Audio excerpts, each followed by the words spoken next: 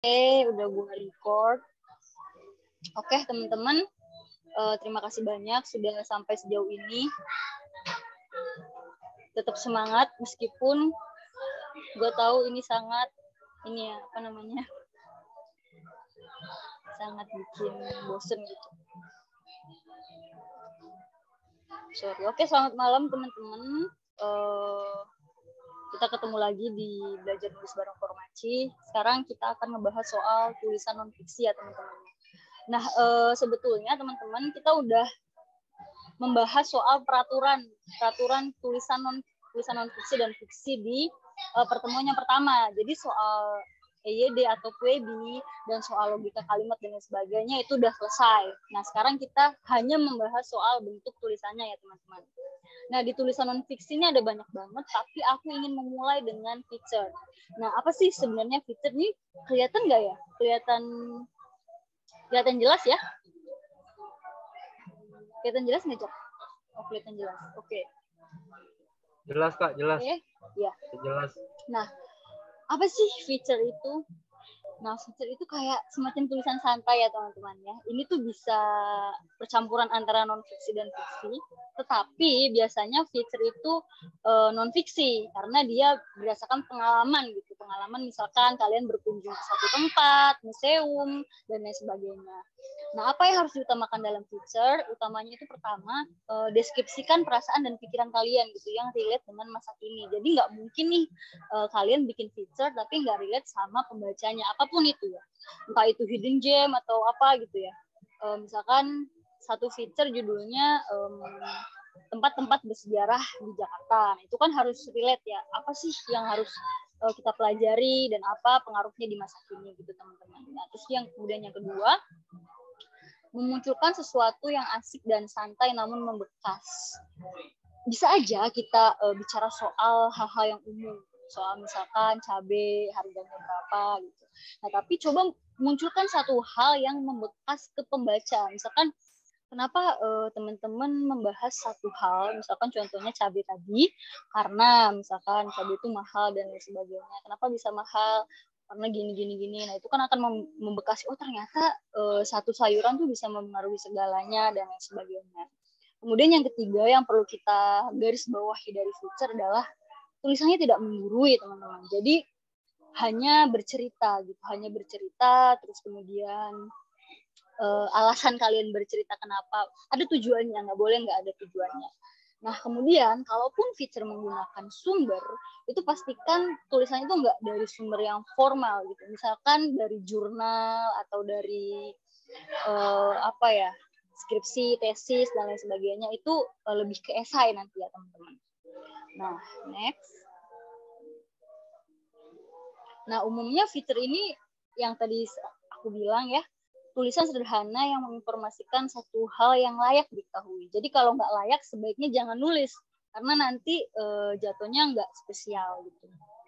Nah, kemudian yang kedua ada resensi. Dulu aku sering banget ya nulis resensi. Kenapa? Karena aku pikir menulis resensi itu bisa mengolah daya analisa kita gitu. Kalau kita baca satu buku, apa sih yang kita ambil? Nah, resensi ini kan bisa banyak nih bentuknya. Kita bisa meresensi film, bisa meresensi buku, dan lain sebagainya. Tapi bentuknya dua-duanya, baik buku maupun resensi film, itu harus memuat pertama kelebihannya, kedua kekurangannya, dan yang ketiga rekomendasi. Kenapa kita harus nonton buku itu atau film itu. Nah, jika perlu, teman-teman harus mencantumkan teori gitu agar menguatkan argumen. Nanti aku bakalan share salah satu resensiku yang menurutku paling bagus dan akan sulit untuk ditulis lagi. Beneran nggak, Cok? Oke. Sorry ya. Next. Nah, biasanya kalau di resensi dimanapun ya, mau koran cetak, mau daring gitu, media cetak atau media daring, itu harus ada ketentuan. Judul, penulisnya siapa, penerbitnya siapa, edisi berapa, kan ada tuh. Harry Potter edisi 1 tapi covernya beda gitu. Harry Potter yang terbit tahun 2000 berapa, beda-beda tuh edisinya. Nah, tebalnya juga berapa? Misalkan tebalnya 251 halaman, 300 halaman, dan sebagainya. Kemudian, satu yang paling penting dari resensi adalah ada ISBN-nya. Teman-teman Kalau meresensi buku itu pastikan dia ber-ISBN ya. Kalau nggak ber-ISBN itu berarti nggak layak terbit dan nggak layak juga untuk diresensi. Ini adalah informasi yang harus ada dalam resensi buku, teman-teman. Jadi judul, penulis, penerbit, edisi, tebal, dan ISBN ini harus ada. Dan itu biasanya ditulis di awal atau di akhir resensi, teman-teman. Nah, selanjutnya adalah esai ya, teman-teman ya. Nah, dulu tuh gue sebetulnya belajar nulis fiksi dulu, tapi kemudian sekarang tuh lebih fokus ke esai karena kayaknya menyenangkan gitu. Esai tuh jauh lebih menyenangkan ketimbang fiksi. Nah, menulis esai itu sebenarnya sangat sederhana, teman-teman. Kita cukup ya menuangkan pikiran kita melalui cocokologi gitu istilahnya, teman-teman. Jadi kayak kita hanya menganalisa satu teori dengan pengalaman kita, dengan apa yang terjadi, fenomena yang terjadi di sekitar gitu, dan dengan teori yang ada. Tapi teman-teman yang perlu diingat, pastikan ya sumber untuk menulis esai itu terpercaya. Harus berupa jurnal, buku, hasil penelitian, dan liputan media yang kredibel. Nah, tapi teman-teman juga perlu ingat, esai ini ada esai serius dan ada esai reflektif. Esai reflektif itu bukan berarti esai yang nggak serius ya, teman-teman ya. Esai reflektif adalah esai yang sebenarnya serius tapi disampaikan dengan cara yang sederhana, begitu kira-kira. Nah, apa sih esai serius ini? Kalau menurut gue pribadi, esai yang serius itu umumnya punya tendensi untuk mengkritik, terus juga dilengkapi sama usulan atau solusi. Jadi nggak cuma mengkritik, tapi kita juga punya tawaran untuk menyelesaikan masalah yang ada gitu. Nah, data yang disampaikan juga bisa dipertanggungjawabkan ya, dan memiliki analisis masalah dan struktur yang gue bilang tadi, ada masalah dan struktur tulisannya itu nggak acak-adul tapi sistematis gitu. Nah, bahasanya juga kadang kaku dan kadang akademis. Kaku tuh dalam artian nggak gaul gitu, nggak pakai bahasa yang gaul. Nah, biasanya tulisan-tulisan esai serius ini ada di esai Kompas, In-Depth-nya Tirto, dan yang terakhir gue mau sombong sedikit, ada tulisan-tulisan gue di In-Depth Bincang Syariah, itu teman-teman bisa nulis. Nah, itu tulisannya kaku gitu, jadi nggak ada bahasa gaulnya sama sekali, karena memang dari jurnal biasanya, kalau nggak buku narasumbernya ya. Nah, kemudian kalau bedanya sama esai reflektif itu apa sih? Nah, kalau esai reflektif itu, teman-teman, nggak kelihatan, itu beda sama esai serius. Biasanya esai reflektif ini menggunakan bahasa yang santai dan bisa dibaca siapapun dan dari kalangan apapun.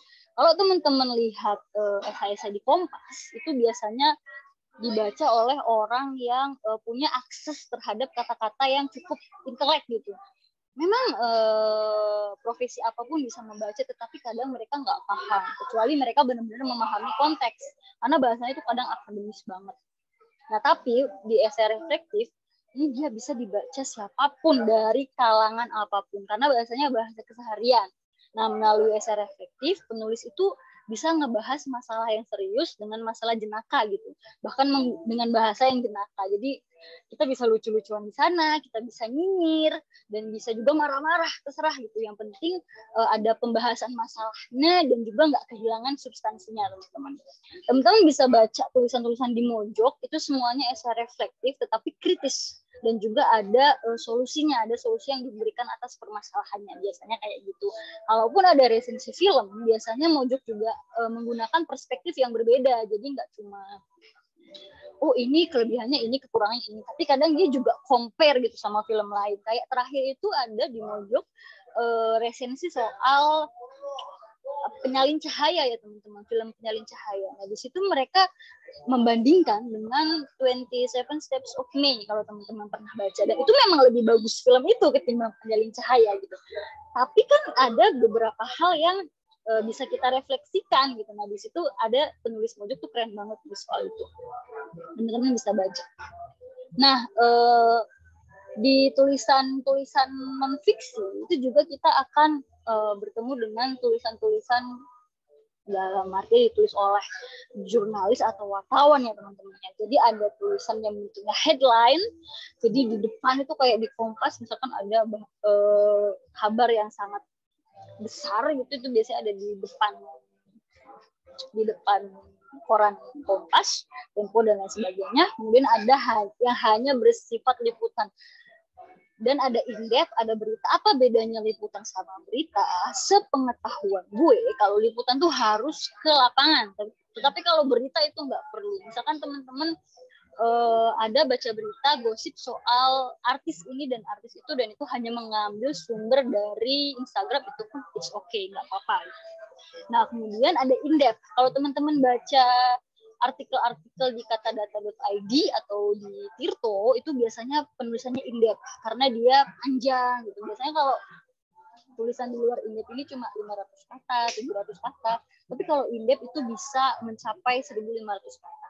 Nah, gue pernah setahun nulis indep di satu media online namanya Bincang Syariah, dan itu cukup menguras tenaga, teman-teman. Nah, kemudian gini, setahu gue jurnalis tuh belum tentu wartawan, tapi kalau wartawan udah pasti jurnalis, karena jurnalis biasanya nggak turun ke lapangan. Nah, kemudian di media baik itu online atau cetak itu ada ada semacam jabatan gitu, ada redaktur biasa yang biasanya nggak tetap, terus redaktur tetap, redaktur pelaksana, dan ada yang paling tinggi itu pimpinan produksi. Nah, di redaktur yang pertama ini ada redaktur yang nggak tetap, atau kayak kalau ada tulisannya diterbitin, kalau nggak ada juga ya nggak apa-apa. Ada media-media yang kayak gitu. Nah, oke teman-teman, segitu aja ya materinya. Sekarang gue akan share contoh-contoh tulisan yang tadi, sebentar ya. Nah, kelihatan nggak? Nah, ini ada satu tulisan, ini esai yang serius, karena membahas soal kesadaran manusia dan kecerdasan buatan. Pun ketika ingin menulis esai ini, gue membaca beberapa buku terlebih dahulu, dan sumbernya pun sumber yang absah, bisa kita lihat di sini. Ada ini dia disertasinya Francisca Ferrando, kemudian ada bukunya Stephen Hawking, kemudian ada sebenarnya kita bisa mempunyai referensi dari berita, tetapi biasakanlah untuk mengambil referensi yang kredibel, teman-teman. Jadi misalkan Kompas, Tempo dan lain sebagainya gitu. Media arus utama yang bisa kita percaya. Nah, ada juga bukunya The Post-Human Condition, bukunya Robert Pepperell. Kemudian gue juga baca lagi soal filsafat manusia untuk membahas soal kesadarannya. Nah, ini sebenarnya gue kayak ngasih tahu di kecerdasan buatan itu, ketika kita bicara soal kecerdasan buatan, kita juga bicara soal kesadaran manusia gitu. Nah, tetapi dua hal itu ternyata beda energi. Jadi kalau bahasa filsafat itu beda ontologi. Nah, itu yang masalah yang gue paparkan di sini. Nah, teman-teman bisa baca di Kureta, bisa search di Google, Ayovia Jonas, terus kesadaran manusia gitu. Nah, kemudian next, ini ada satu resensi yang menurut gue, resensi gue paling bagus. Ini dulunya Kenyataan Sederhana Sully Siregar. Jadi ini buku kumpulan cerita pendek. Nah, seperti yang tadi gue bilang, ini harus selalu ada ini ya teman-teman. Ada judul, ada penulisnya siapa, penerbitnya siapa, cetakan seberapa, tebalnya berapa, dan jangan lupa ISBN-nya. Jangan pernah meresensi buku ya tanpa ISBN ya teman-teman. Nah, di awal ini gue membahas soal pengalaman gue dalam membaca. Kemudian gue menarik buku apa yang gue baca yang menyimpulkan pengalaman tadi. Nah, kemudian di sini barulah gue masuk ke bukunya. Gue menjelaskannya cuma sedikit sih bukunya teman-teman. Nah, tapi di sini gue mengambil atau mencomot. Kayak tadi gue bilang yang di awal.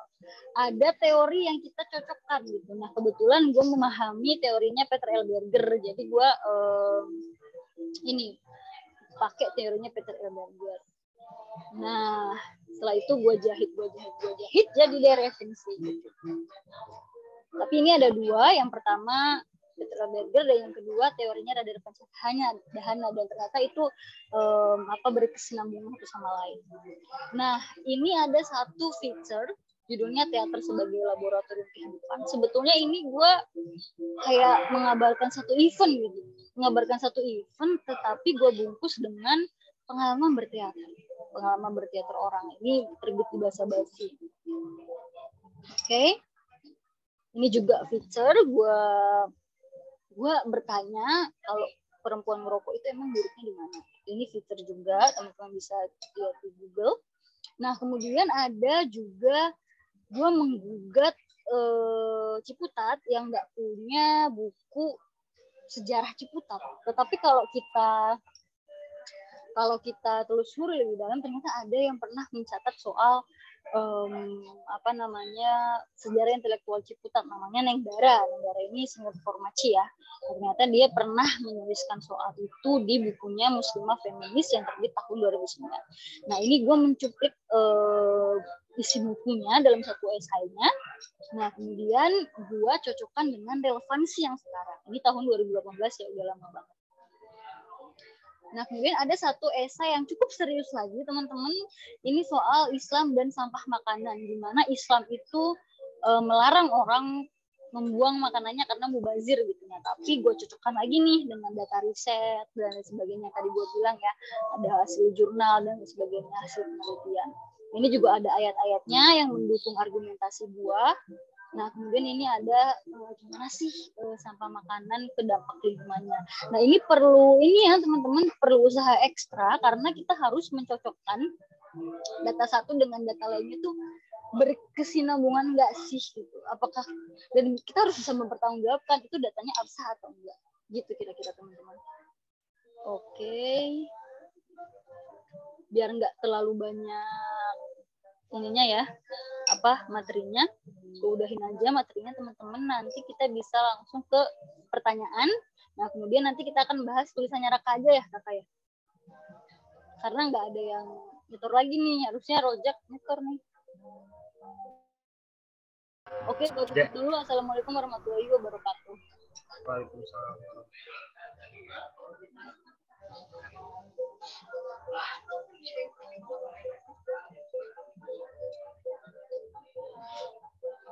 Halo. Halo Kak Jojo. Kecepetan ya gue ngejelasinnya ya. Kak, ini mau langsung dibahas Kak? Di pertanyaan dulu Bung. Oh iya. Gimana? Ada yang mau bertanya nggak? Kalau dari gua mau nanya sih. Ya boleh silakan. Boleh dari lu dulu Bung. Ya udah, kalau nggak ada ya. Bukan nggak ada. Saya juga pernah nulis Kak gitu kan, pernah nulis aja gitu. Cuman nggak tahu gitu jenis tulisan itu apa gitu. Gua tulis aja dan di kereta Kak, coba lihat. Cuman dia ngebahas film gitu. Tapi gue nggak tahu kalau itu resensi gitu. Iya Kak. Iseng-iseng aja gitu. Filmnya ada satu atau dua atau beberapa dengan genre yang serupa gitu, Fadil? Satu Kak. Oh ya, kalau satu biasanya bentuknya resensi. Tetapi kalau Fadil tidak mempertimbangkan kelebihan dan kekurangannya, itu bisa masuk ke yang tadi feature. Iya Kak, jadi nulisnya itu enggak lebih kepada pemahaman gitu. Apa sih biasanya kan di dalam film itu ada nilai-nilai gitu yang dibawa ya. Jadi yang gua refleksikan gitu nilai-nilai itu. Gua kaitin misalnya dengan pemikirannya Karl Marx gitu, teori-teori sosial gitu.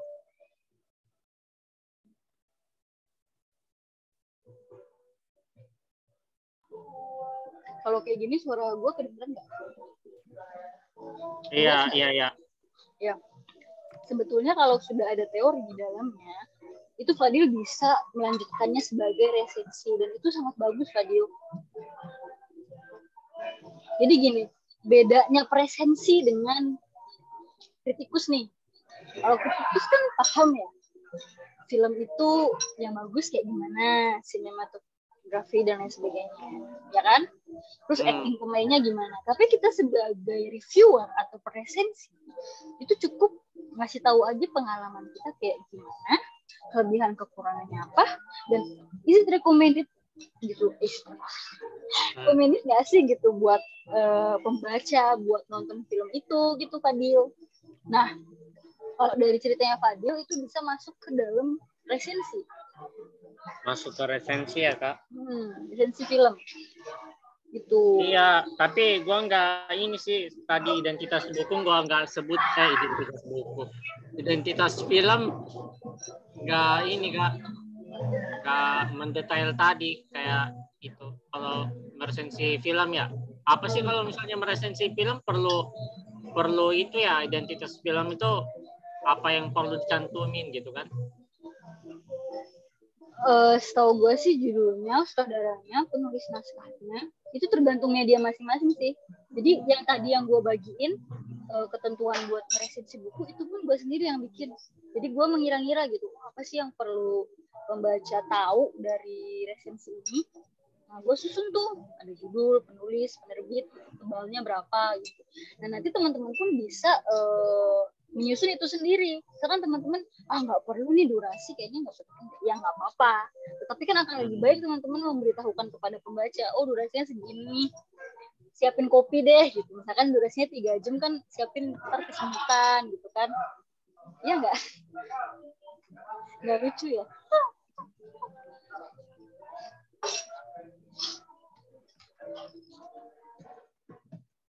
Kak Jojo lagi makan apa itu Kak? Pisang. Bagi dong.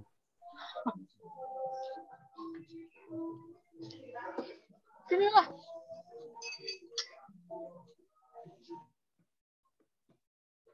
Yang lainnya gimana? Oh ya, Raka ya. Tulisannya Raka ini masuk ke esai serius. Ya sama reflektif itu.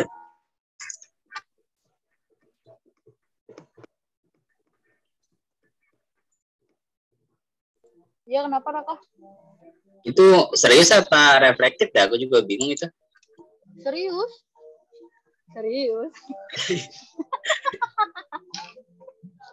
Itu sebenarnya reflektif doang itu. Cerminan apa pendidikan. Oh, ada datanya Raka. Oh, gitu. Dan gini, bahasamu itu bahasa media, bukan bahasa mengobrol. Ya kan? Dan kamu bertendensi untuk diterbitkan media, kelihatan banget. Enggak, emang gua kalau bikin makalah juga bahasa media. Kenapa? Emang kebiasaan nulis, jadinya begitu gua. Bagus dong. Itu dong, Nah, kalau koreksi dong. Kayaknya belum. Kan esai kan ada yang serius, ada yang reflektif. Nah, kalau misalnya esai yang biasa diterbitin, yang ditulis misalnya Sujiwo Tejo gitu, yang gimana ya, abstrak gitu, kita nggak susah. Ini maksudnya apa gitu. Nah, teman-teman tadi juga gue lupa bilang, sama pengembaraan gue menulis pengembaraan.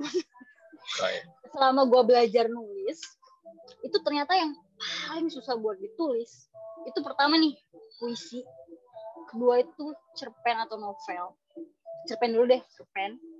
Ketiga novel, dan keempat nih yang non fiksi nih. Oh tadi fiksi ya, yang non fiksi. Kasta paling tinggi yang sulit ditulis itu esai reflektif teman-teman. Itu susah banget. Makanya kalau teman-teman baca esai-esainya Sujiwo Tejo atau M.H. Najib, itu kan berlapis di sini. Maksudnya apa sih? Kenapa nih dia menggunakan bahasa kayak gini? Dia ingin menyampaikan apa kepada kita? Karena itu dia kayak mereka tuh udah selesai baca teori dan tinggal yang ada di otaknya dituangin. Jadi kita yang harus menerka-nerka. Gitu. Kalau teman-teman sering baca catatan pinggirnya Gunawan Muhammad, itu esai reflektif kok, bukan esai serius. Dan itu tingkat kesulitannya lebih dari esai serius kalau menurut gua. Esai-esai reflektifnya orang-orang hebat ya. Kalau esai reflektifnya gue kan sambil makan pisang gitu kan, sambil minum latte gitu nulisnya. Kalau mereka tuh udah selesai di teori dan tinggal nulisin apa yang mereka refleksikan gitu. Mereka merefleksikan fenomena yang ada, kemudian hasil bacaan mereka ke dalam esainya. Teman-teman baca deh bukunya Gegerianto, judulnya Taman Gober apa gitu, gue lupa. Itu cerita soal perpolitikan di Indonesia ya, keadaannya gimana, bobroknya gitu. Tapi dia menulis dengan jenaka. Gimana caranya esai-esai yang sangat serius itu bicara soal politik, tapi bisa dituliskan dengan bahasa yang sangat jenaka dan bahkan bikin gue ketawa. Sejenius apa orang itu, teman-teman? Taman Gober apa ya? Gue lupa juga. Bentar gue searching dulu. Iya, iya. Ini maksudnya kan segala jenis tulisan kan, apapun tulisan itu kan tujuannya itu kan sebagaimana yang udah jelasin kan, bagaimana kita bisa mentransfer gitu apa yang kita pahami ke orang lain gitu, ya kan? Tapi kalau misalnya tulisan esai yang seperti itu gitu kan, itu mau gimana gitu kita terima? Emang ada ya pola-pola gitu untuk memahami esai seperti itu atau gimana gitu? Kalau misalnya kayak tulisannya Sujiwo Tejo terkait ini ya, kemarin tuh ada motor gede gitu, penyeludupan motor gede di pesawat gitu. Terus dia merangkainya sedemikian rupa ke dalam kata-kata yang bagi gue sendiri nggak bisa paham gitu. Nah itu kan secara substansi tujuan dari tulisannya udah gagal gitu, masuk ke dalam pemahaman pembaca gitu. Kalau bahasanya anak marketing zaman sekarang, pasarnya Sujiwo Tejo itu ternyata bukan Anda, Holil. Kalau bahasa marketingnya kayak gitu. Jadi seharusnya pembaca Sujiwo Tejo itu menerima itu sebagai tantangan. Misalkan dia ngasih nih logika-logika yang sengaja dia putar-putar gini. Terus tiba-tiba lu ngeluh, apaan sih ini nggak jelas. Ya artinya pasar Sujiwo Tejo bukan gitu doang. Jadi sebenarnya penulisan pun di dunia kepenulisan pun itu bergantung dengan selera. Nah gue nih, gue nggak suka tulisan-tulisan yang kaku. Gue sukanya tulisan-tulisan kayak esai di catatan pinggir, esai-esainya Gegerianto. Kalau teman-teman baca di Kompas itu ada satu penulis esai namanya Radar Pancadhana, itu tulisannya bagus-bagus. Jadi dia nggak pernah naruh teori di situ, tapi bikin kita mikir. Nah itu terjadi sama banyak penulis muda, ada Afto Afif, terus ada siapa ya yang muda juga, ya Gegerianto sih sejauh ini.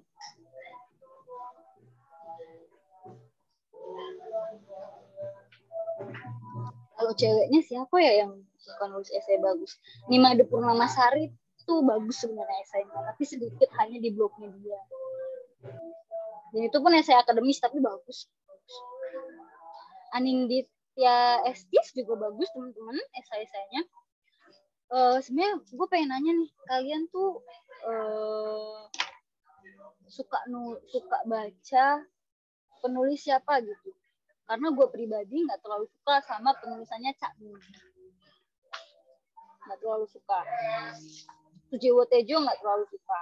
Itu cuma masalah selera, ya. Jadi bukan nggak suka terus nggak layak dibaca. Enggak. Layak dibaca. Misalkan ada materi-materinya. Iya nanti di share di grup WA kok. Tapi itu bukan ini ya teman-teman. Materi yang tadi itu bukan materi teoritis, tapi materi berdasarkan pengalaman gue selama ini gitu. Makanya di sini tajuknya kan belajar bareng, bukan belajar nulis bareng, bukan belajar nulis. Karena gue juga belajar dari kalian, gue belajar dari Raka, Aji, Fadil, Rifki, Holil yang mukanya nggak diliatin, Rojak juga, Iqbal, Fatim, sama Bang Saudin.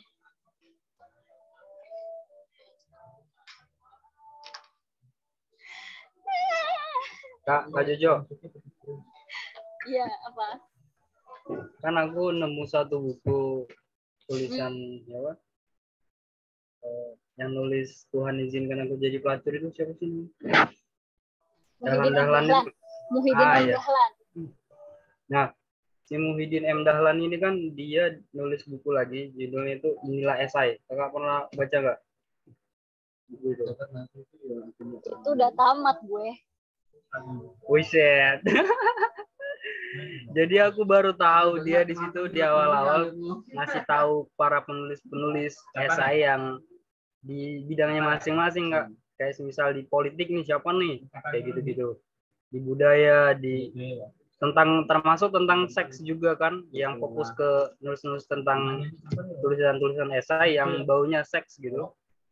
Itu siapa ya? Ada kemarin tuh aku sempat nulis. Gue catat maksudnya. Ada kayak Boyke, Sylvia, Muammar, MK. Beberapa kali aku nyoba nyari-nyari nama-nama itu kan buku-bukunya. Ternyata film Jakarta Undercover itu ternyata diangkat dari satu tulisan, judul tulisan Muhammad MK ini yang apa ya, karnaval apa ya? Karnaval malam apa kayak gitulah judul-judulnya. Nah itu dia nyeritain tentang gimana apa ya, sisi gelap Jakarta gitu. Kayak misal Jakarta kayak gini hampir di tiap sudut-sudut kota Jakarta yang gitu-gitulah. Kalau sendiri ya kan. Nah, aku nemu tuh di situ tuh, mungkin teman-teman juga kalau mau ini sekedar apa ya, informasi sekilas gitu. Kayak misal pengen tahu satu jenis tulisan esai di bidang tertentu, misal guru, pendidikan, transportasi misalnya, atau agama atau politik gitu, didaftarin sama dia gitu.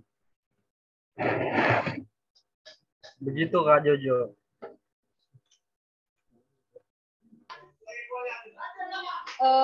Jadi kalau buku Inilah Esai itu kayak buku ini loh, ensiklopedia esainya Indonesia, ya kan Aji? Iya Kak, betul Kak. Di situ ada Bani Mawardi, ada Muammar MK, ada Gigi Rianto juga, banyak lah. Astonul Afif juga kayaknya masuk. Nah di situ ditulis ada spesifikasi penulisan esai. Dan memang teman-teman, menulis itu kita harus punya isu yang kita ini ya, yang kita fokus gitu. Kecuali teman-teman menulis berita atau liputan itu nggak perlu, karena kita hanya mengabarkan apa yang terjadi. Tapi kalau esai itu memang spesifik teman-teman. Misalkan Aji itu fokus ke isu HAM misalkan, ya Aji akan nulis soal HAM seumur hidupnya. Bahkan kasus apapun kasusnya itu bisa Aji tulis lewat sudut pandang HAM, begitu teman-teman. Nah disinilah esai bekerja lebih serius ketimbang misalkan feature atau resensi gitu. Tapi feature dan resensi pun harus kita kuasain, karena di resensi kita belajar banyak banget sudut pandang. Misalkan dalam satu buku dan buku lainnya. Nih, misalkan teman-teman baca bukunya siapa ya? Stephen Hawking misalkan, yang Sang Niskala misalkan. Ini isinya apa? Dia menjelaskan soal alam semesta dengan cara yang berbeda dengan apa yang dijelaskan oleh misalkan Richard Dawkins. Kayak gitu. Itu kan masuk kan ke kita. Oh ternyata misalkan Yuval Noah Harari ini beda nih cara ngejelasinnya sama Jared Diamond gitu. Itu kan mereka sama-sama di sains ya, tetapi ternyata ada analisa yang berbeda dan itu bikin kita jadi mikir. Oh ternyata orang memandang satu hal itu dengan sudut pandang yang berbeda. Nah itulah perlunya kita meresensi satu buku. Jadi sayang aja kalau kita udah baca satu buku tetapi kita tidak membuat resensi atas buku tersebut. Kalau gua kayak gitu, kalau gua pribadi. Ini kebanyakan teman-teman di sini kan Kak mahasiswa kan. Beberapa kawan itu kan dia itu tertarik dari ke berbagai isu gitu. Misal pendidikan, ekonomi, itu jadi semuanya tuh disambet gitu. Itu gimana itu Kak, tanggapan Kak Jojo? Maksudnya segala jenis kepenulisan atau isu? Isu, segala jenis isu. Misal ada isu politik, dia nulis politik, ada isu ekonomi, dia nulis ekonomi. Gue begini teman-teman, dalam setiap proses itu kita berhak memilih ya, berhak memilih satu bisa nulis apapun di bidang apapun, Yang kedua, jadi expert di satu bidang. Dan yang susah tuh apa? Kalau menurut gue, expert di satu bidang. Kalau teman-teman pernah baca buku Matinya Kepakaran, gue lupa tuh penulisnya siapa.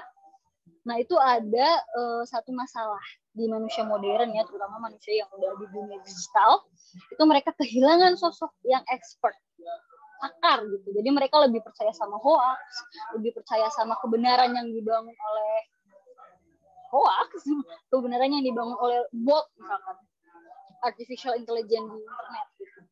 Nah, orang-orang tuh lebih percaya sama omongan orang lain ketimbang omongan pakar gitu. Nah, kalau menurut gue, kita sebagai akademisi juga kan sekarang di sini, ataupun sebagai penulis misalkan dan calon penulis dan sebagainya, kita harus mempertahankan itu gitu. Gimana kita bicara kita, tulisan kita itu dihargai sebagai pakar, bukan sebagai orang yang cuma nulis doang. Kayak misalkan ada gini nih.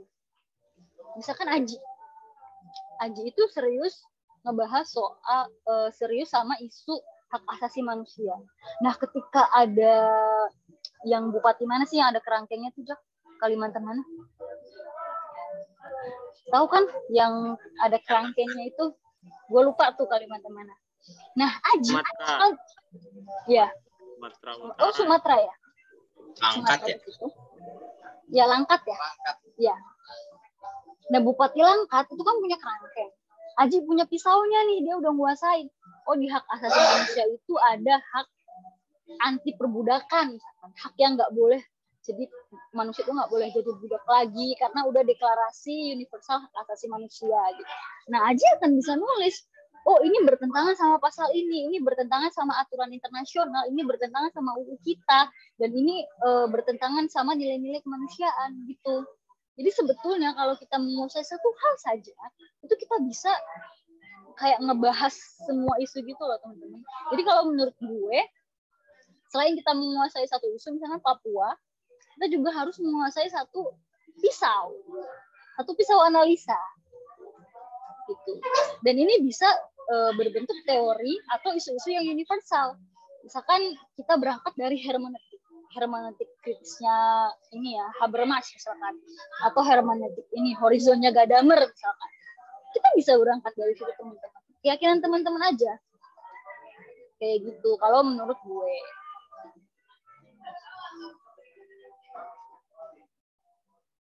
Dan kalau misalkan memang ada yang bisa nulis apapun dengan isu apapun, itu terserah dia, tetapi kalau menurut gue itu bisa memang. Berarti dia hebat banget ya. Keren. Ya itu mungkin kayak Gunawan Muhammad, jadi nggak expert apa-apa, dia hanya muncul sebagai esais. Ya mungkin expert di filsafat kali ya dia.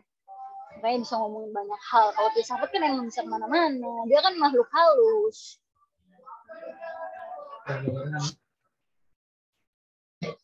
Kayaknya tapi kalau di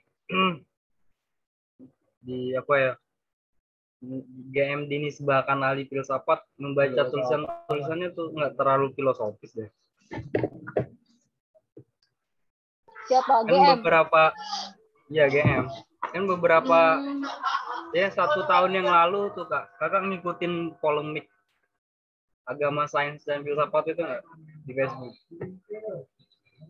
Dan beberapa 1 tahun belakang kayaknya, 1 tahun apa 2 tahun yang lalu gitu, kan ada polemik filsafat itu. Sampai dibukuin basa-basi kayaknya. Banyak kan orang-orang yang muncul gitu, bermunculan para penulis-penulis filsafat. Kayak misal dari teman-teman dari UGM gitu.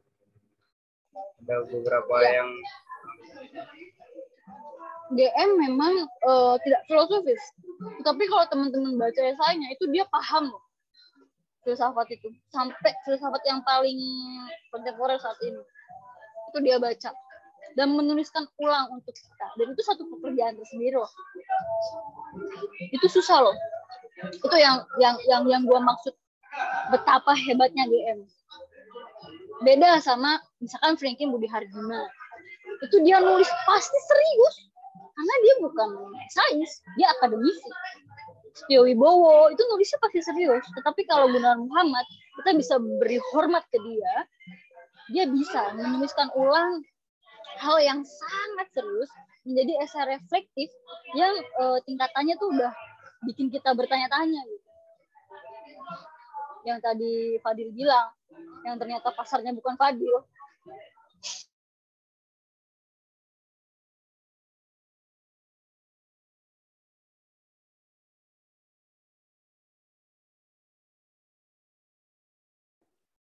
Ampun Kak, ampun.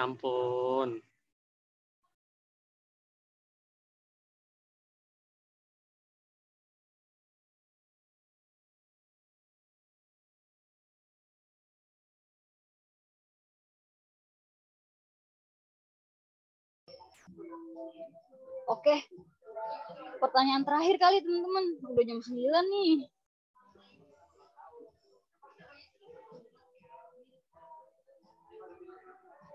Atau mau Tumben Kak Jojo buru-buru. nggak enak soalnya ini gue di tempat di kafe gitu, takut ribut kan, gue mau gebu-gebu nih gitu kan.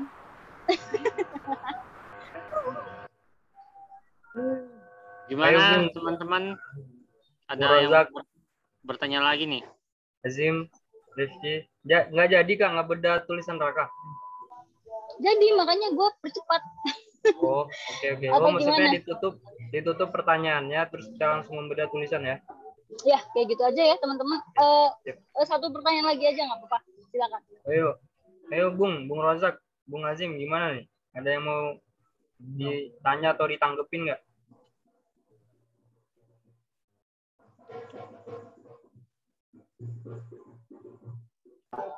Gue sedang mencerna apa yang dijelasin sama Kak Jojo. Berat banget soalnya. Gue kan masih buset. Berat ya. Jangan lama-lama Bung nyernanya, kan nanti ada rekaman ya. Ditonton ulang aja.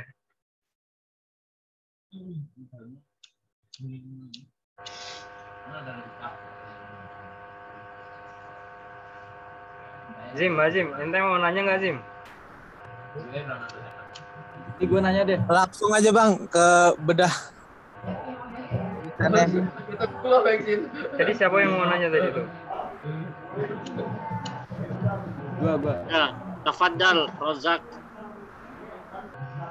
Ini kan gue pemula banget nih. Mau nanya nih ke yang terhormat Kak Jojo. Yang mulia dong. Yang mulia. Kalau esai sendiri tuh ada strukturnya nggak ya? Maksudnya harus maparin data dulu, apa kayak gimana struktur pembahasannya, yang baik kayak gimana sepengalaman.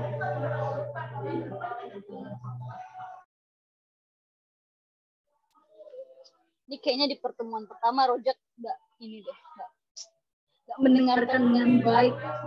Saya tidak hadir. Oh iya, lu nggak hadir ya. Jadi gue itu selalu percaya di setiap tulisan apapun bentuknya, baik non fiksi maupun fiksi, itu selalu ada kata dan rasa yang menciptakan irama. Jadi semua tulisan apapun itu, kalau misalkan non fiksi, anggaplah kita sedang bicara sama lawan bicara kita, dan jangan menganggap dia pembaca itu bodoh. Dan kita punya irama gitu. Kita punya irama ngobrol, jadi kita bisa menakar. Nah dulu nih yang kita kasih tahu, apakah fenomenanya dulu, apakah contoh kasusnya dulu, apakah teorinya, atau kita langsung ke konklusinya gitu. Konklusi udah nggak ada ya, ada formasi doang sekarang. Terus sama demokrasi.id teman-teman, jangan lupa subscribe YouTube sama Instagram, Facebook sama Twitter. Oke, sekian iklannya. Kemudian yang kedua, kalaupun kita nulis non-fiksi, entah itu di puisi, cerpen, atau novel, itu ada irama teman-teman. Jadi kita seperti berdongeng. Kalau di puisi ya kita seperti membacakan puisi ke pembaca kita. Nah itu yang sebagai jadi takarannya. Jadi misalkan Rojak ingin ngasih tahu soal kekeringan di masa depan. Kekeringan air di masa depan misalkan nih, nggak mungkin Rojak langsung ke datanya. Karena itu akan bikin pembaca pusing. Ini misalkan aja ya, misalkan ini pembaca pusing kok tiba-tiba di tahun 2075 misalkan tiba-tiba kering gitu, nggak mungkin gitu. Tapi coba Rojak berangkat dari misalkan, teman-teman tahu nggak sih Sekarang itu air masih banyak, tapi nanti 75 tahun ke depan atau 55 tahun ke depan air itu ternyata sedikit. Apa sih penyebabnya? Pertama, misalnya kita boros air. Kedua, banyak penggunaan air yang nggak semestinya. Misalkan kita di satu pabrik, air yang masuk air bersih, kemudian limbah datang gitu dan mencemari air di sekitar dan lain sebagainya. Terus Rojak bertanya lagi, kasih tahu lagi, kalau sekarang tuh kita belum terlalu merasakan akibatnya, tapi coba bayangkan gitu kan. Coba bayangkan 5 tahun lagi, 10 tahun lagi, kita tuh akan kekurangan air teman-teman karena airnya tuh tercemar gitu. Nah, kemarin-kemarin tuh gue nonton seriesnya Netflix, judulnya The Silent Sea. Itu soal kekurangan kekeringan air di masa depan. Jadi air tuh langka tahun 2075. Nah, Rojak bisa memulai itu dari film dulu. Sekarang gue baru nonton film ini nih, The Silent Sea, series di Netflix. Nah, kemudian baru tuh dihajar sama datanya. Ternyata series ini tuh ya ini loh, bukan fiksi loh, ini ada loh datanya di Washington Post misalkan, belibet nih. Terus misalkan ada bukunya, ada hasil risetnya, ada jurnalnya, itu langsung bisa kita hantam. Nah, kemudian di penutup. Nah, setelah kita tahu nih datanya teman-teman, apalagi nih yang harus kita lakukan? Kita kan udah tahu nih, nanti di masa depan ada kemungkinan besarnya tuh air bakalan langka. Apa yang kita lakukan? Terus Rojak bisa aja nih menutupnya dengan bercanda, misalkan, udahlah kita nggak perlu wudhu kalau sholat, kita tayamum aja biar nggak menghabiskan air gitu. Nah, itu kan jadi konklusi yang bisa diperdebatkan gitu. Masa kita sholat nggak wudhu? Itu kan nggak sesuai sama rukun, nggak sesuai sama syarat apa rukun ya? Rukun sholat gitu. Nanti itu bisa jadi perdebatan lagi, bisa jadi kontroversial gitu. Jadi kita selalu bisa mengolah sudut pandang ya. Ini sama sih kayak bikin kue, bikin masakan. Jadi kita naruh toppingnya di mana, terus makanan beratnya di mana, gitu-gitu sih teman-teman. Yang penting satu ya, itu harus sering latihan dan membaca. Gitu. Jadi kita akan tahu kata dan rasa yang mencipta irama dalam tulisan itu akan seperti apa. Dan satu tulisan pun gue pribadi kadang-kadang nggak sekali nulis selesai, gue akan bongkar-bongkar lagi. Yang satu paragraf yang paling atas itu bisa jadi finalnya tuh di paling bawah gitu. Tapi satu kelemahan gue nggak pernah puas, jadi selalu ngedit jatuhnya nggak selesai. Nah, semoga hal ini nggak terjadi sama temen-temen gitu. Bacot ya gue ya, maaf ya. Udah segitu, Jak. Ada pertanyaan lagi nggak?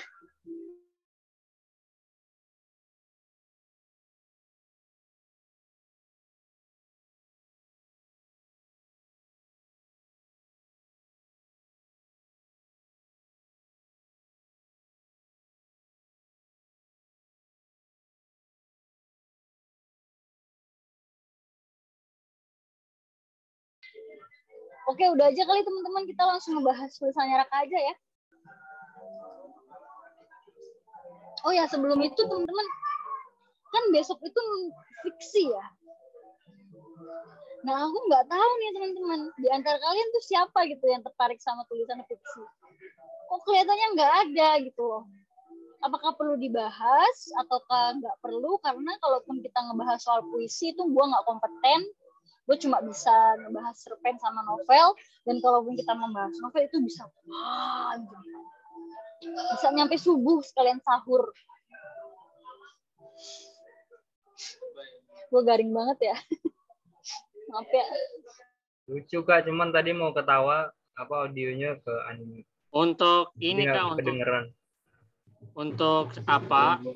Untuk fiksi gitu. Ntar ini Aji gitu. Aji kan ini Kak, perantaranya GM gitu. Gimana Bung Badil? Nggak lucu lagi, udah. Udah dulu biar lucu Bung. Udah dulu. Itu salah pengandaiannya. Kalau lu mengandai perantara apa? Gua belum nangkep Bung, apa IQ gua terlalu terlalu tinggi ya, sehingga tidak memahami pesan yang ingin ente sampaikan itu.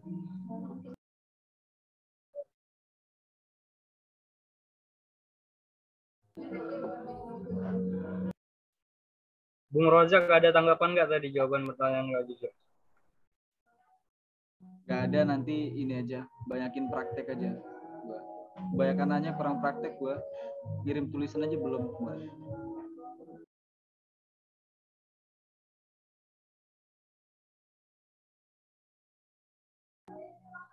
Ada ya orang mengakui dosanya sendiri.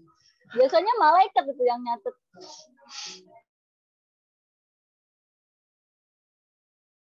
Lanjut kali Bung ya, kalau nggak ada pertanyaan ya. Biar bisa ngebedah tulisannya Bung Raka.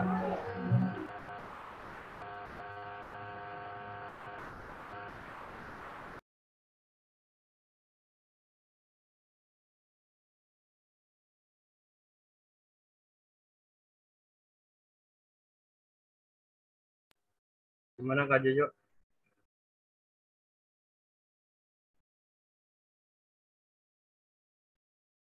Langsung nggak? Lagi disiapin.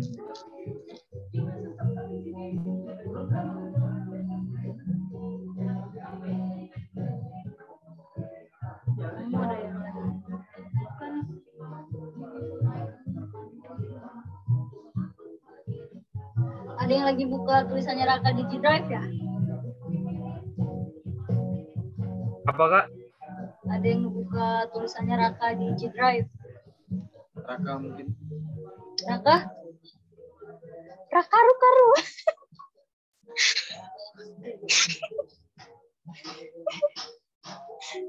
Raka Pratama, anak pertama ya Raka ya?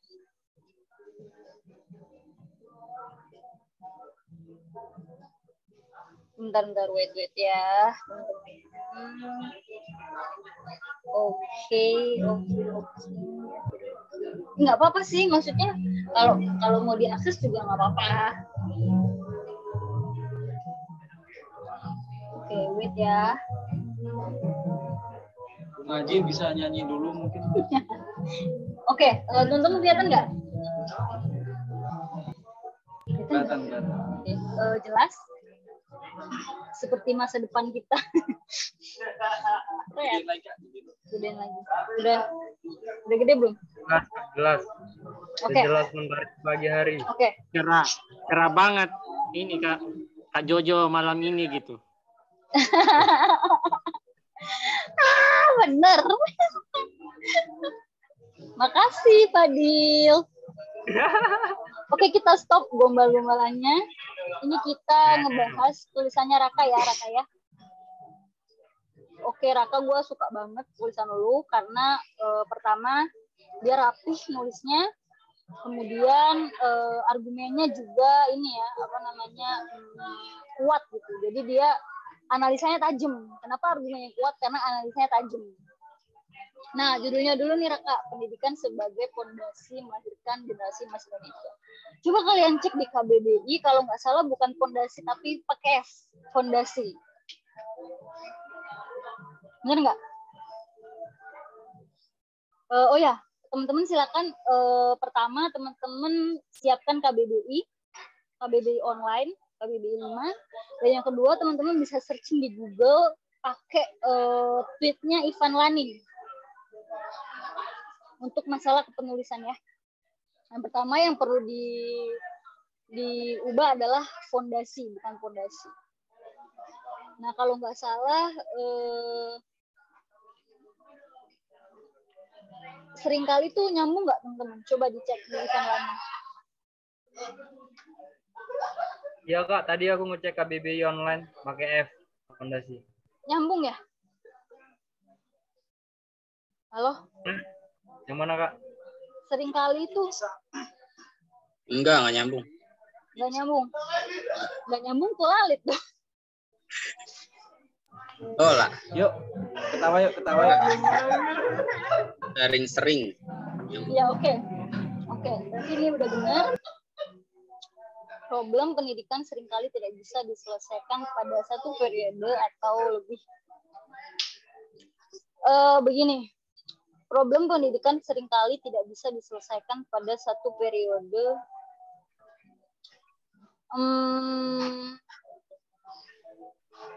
Kalau Raka fokus di satu periode, sebetulnya nggak perlu menambahkan kata lebih dan atau. Karena ini jadinya rancu. Mau berapa? Pasnya berapa? Minyak goreng lagi mahal. Pasnya berapa? Seliter 14 TikTok.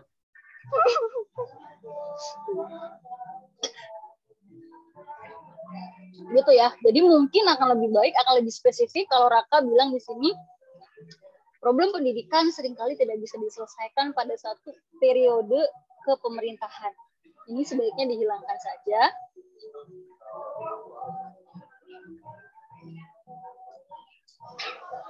Sebentar ya. Ini hapus karena jadi rancu. Kemudian solusi dan penyelesaian problem tersebut harus dilakukan secara berkelanjutan dan terarah dengan melihat fondasi, bukan fondasi, pendidikan yang diamanatkan konstitusi. Oke, Raka, ternyata banyak typo-nya dan regulasi yang berlaku. Titik. Kalau ini untuk media cetak, idealnya 8 paragraf. Tapi gue ingin bertanya kepada Raka, apakah ini untuk media cetak atau untuk media online? Ini kemarin sebenarnya gue mau kirim ke konferensi mahasiswa jilid 2 itu UIN itu sebenarnya itu. Oh, berarti cetak ya? Chat. Oh ya udah, berarti ya. Ya. Idealnya 8 baris ya, teman-teman. Itu paling banyak, udah napasnya habis tuh baca satu paragraf. Nah, tadi sampai di yang berlaku. Kita sudah melihat bagaimana revisi dan pengembangan kurikulum yang terjadi. Ini yang gue suka dari Raka. Dia bawa-bawa kata kita.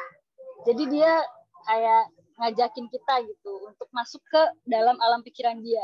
Nah, sebelumnya misalkan gue ngambil contoh tulisannya Aji, Fadil sama Fatim itu nggak kayak gini. Tetapi Raka mengambil sudut pandang ini nih. Jadi seakan-akan pembaca itu juga bagian dari dirinya gitu. Dan ini penting teman-teman karena ini akan membuat pembaca jadi lebih relate, jadi lebih wah iya nih gue banget.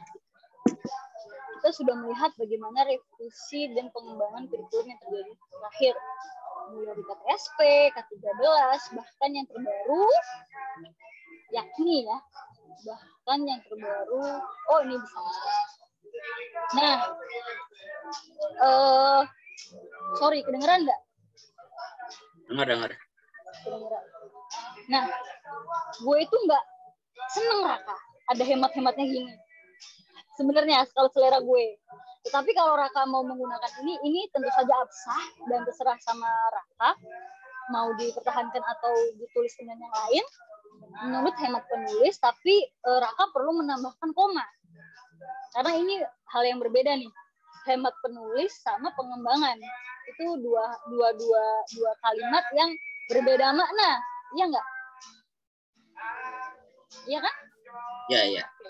Jadi Kak Jojo. Iya. Bentar Kak, aku boleh ini nggak nyela bentar. Apa? Boleh ini nggak interupsi bentar. Itu kan pas di bagian menurut hemat penulis tuh Kak. Aku pernah dengar kayak dosenku atau siapa gitu atau penulis siapa gitu bilang kalau di dalam satu tulisan. Sorry nggak kedengeran. Gimana? Sekarang jelas belum Mbak? Apa katanya Ji? Dia pernah kata penulis apa dari dosen. Gimana Ji, lanjutin? Coba Ji, sorry tadi nggak kedengeran. Bentar Kak, sekarang kedengeran belum? Iya kedengeran. Keluar pakai handset berarti. Itu aku kayak pernah dengar dosenku gitu Kak. Kata dia kalau menulis gitu di dalam kata dan tulisan, nah kata penulis itu baiknya itu diganti saya aja. Jadi nggak usah ditulis penulis menurut hemat penulis gitu. Jadi diganti menurut hemat saya gitu. Itu gimana Kak? Iya, makanya tadi gue ngasih pilihan ke Raka. Mau kayak gimana? Ini gue tandain nih ya, Ini gue tandain. Ini terserah Raka mau gimana. Apa tadi pilihannya Ji? Ini mau dihapus, ini boleh dihapus, atau diganti hemat saya, tapi gue lebih merekomendasikan untuk dihapus saja. Karena hemat itu pangkal kaya, kalau nulis itu pangkal mumet. Ih, nggak lucu ya. Ya boros ya. Pak Jojo orangnya boros, jadi nggak bisa. Lu suka. Oke. Tapi memang harus ada, kalaupun memang dipakai harus menggunakan koma ya, teman-teman. Nah, ini kita lanjut. Pengembangan dan revisi memang harus dilakukan setiap 4 tahun. Nggak ada nyaknya ya, nggak ada nyaknya. Nyak ke siapa? Ke Tuhan. 4 tahun, titik. Ini bisa pakai koma bisa enggak, namun harus ada fondasi dasar yang tidak boleh diubah. Penulis mengusul ini bisa diganti saja. Penulis mengusulkan revisi kurikulum. Nah, ini nih yang gue suka dari Raka. Tiba-tiba dia ngasih usulan. Keren banget kan, orang jadi penasaran. Kok tiba-tiba ada usulan nih, kenapa nih? Nah, penulis mengusulkan revisi kurikulum bukan pada tataran konsep. Ini dipisah dengan koma ya, karena beda ini. Nggak perlu koma sebagai. Ini maksudnya gimana, Raka? Gimana? Nih, penulis mengusulkan revisi kurikulum bukan pada tataran konsep. Ini usulan, pernyataan berarti kan bentuknya. Nah, kemudian menambahkan namun pada tataran isi dan konteks sebagai contoh membuat kurikulum bernama. Maksudnya gimana? Jadi kan kurikulum pada tataran konsep itu kan kayak K13, KTSP itu menurutku masih tataran konsep. Tapi dibuat satu perangkat kurikulum yang mana di kurikulum itu ada tipe-tipe standar pendidikan yang misalnya kan kita tahu pendidikan di 3T itu daerah 3T itu kan masih ya wifi sinyalnya masih nggak ada atau apa-apa dia masih boleh memakai kurikulum KTSP. Tapi kalau di Jakarta itu udah nggak relevan lagi kurikulum KTSP, makanya dibuat kurikulum K13. Jadi pada tataran isi dan konteksnya aja dirubah, bukan konsepnya. Tuh, menurut gue itu. Jadi kayak buat perangkat kurikulum full. Gitu. Berarti di satu kalimat ada 2 pembahasan. Pertama usulan dan yang kedua contohnya. Contohnya. Nah, berarti harus dipisahkan. Betul. Nah, namun begini, penulis mengusulkan revisi kurikulum bukan pada tataran konsep. Perbedaan namun dan tapi itu jauh, teman-teman. Kalau tapi itu kayak ini loh, paradoksnya, lawannya atau solusinya. Tapi kalau namun tuh kayak yang dia sehat nih, namun dia tidak bisa makan es dulu gitu. Nangkep nggak ya? Oh, berarti bagusan tapi ya berarti. Iya. Coba nih kalau dibaca gini, gue coba ubah ya. Konsep, tapi pada tataran isi dan konteks. Oh ya. Lebih kayak kena gitu ya. Kalau namun kan masih halus. Nah, kalau namun tuh kayak yang halus gitu. Kita sudah berpisah, namun kita tetap saling mencintai. Bahkan kayak gitu. Cie, Aji, digombalin. Anjay. Ya, pokoknya kalau namun tuh kayak gitu, kayak masih ada sisa-sisanya gitu. Kalau tapi itu kayak, udah ini loh yang gue usulkan gitu, kayak gitu ya. Nah, tapi pada tataran isi dan konteks sebagai contoh. Nah, kalau menurut gue gini, Raka. Lu kan udah ngasih usulan dan solusinya gimana. Sebagai contoh, mungkin bahasanya bukan membuat, tapi membentuk. Iya nggak?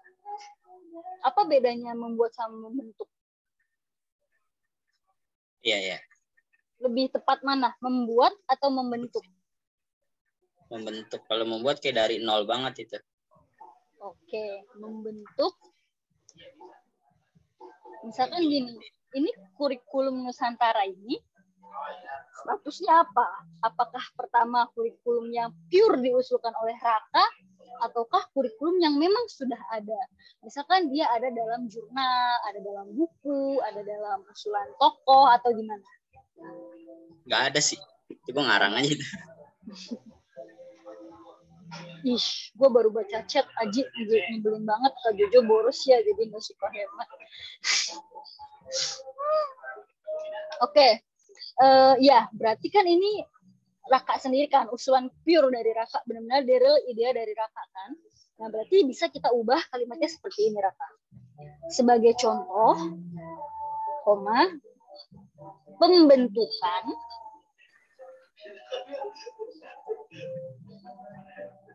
satu kurikulum baru, karena kurikulumnya baru dong. Bernama, karena ini satu istilah yang dibuat Raka, jadi huruf pertamanya selalu besar. Indonesia atau apalah yang di dalamnya bukan tercakup ya, tetapi mencakup. Oh, ini di dalamnya mencakup tipe kurikulum yang ada dan telah direvisi sesuai dengan kebutuhan sekolah. Ini udah terlalu banyak, sebaiknya kita pindahkan sehingga kurikulum dikembangkan hanya pada tataran isi dan tipe kurikulum itu saja. Nah, ini sebaiknya dipisah karena beda pembahasan. Kita pisahkan dengan titik. Sekolah yang ingin, ini apa sih Raka?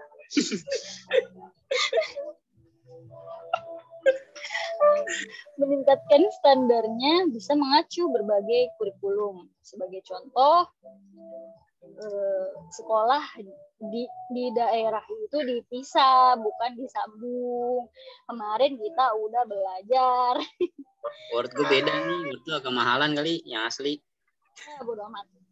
Di daerah 3T masih ada yang menggunakan KTSP karena penerapan ke-13 belum bisa. Kok diterrealisasikan? Nggak ada diterrealisasikan. Direalisasikan di daerah itu. Sebentar. Sebagai contoh, sekolah di daerah 3T masih ada yang menggunakan KTSP karena penerapan ke-13 belum bisa direalisasikan di daerah itu. Sarpras tuh apa ya? Sarana prasarana. Oh iya ya. Enggak, maksudnya kenapa gabung?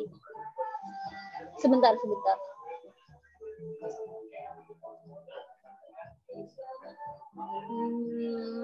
Sebagai contoh, sekolah di daerah 3T masih ada yang menggunakan KTSP karena penerapan ke-13 belum bisa direalisasikan di daerah itu.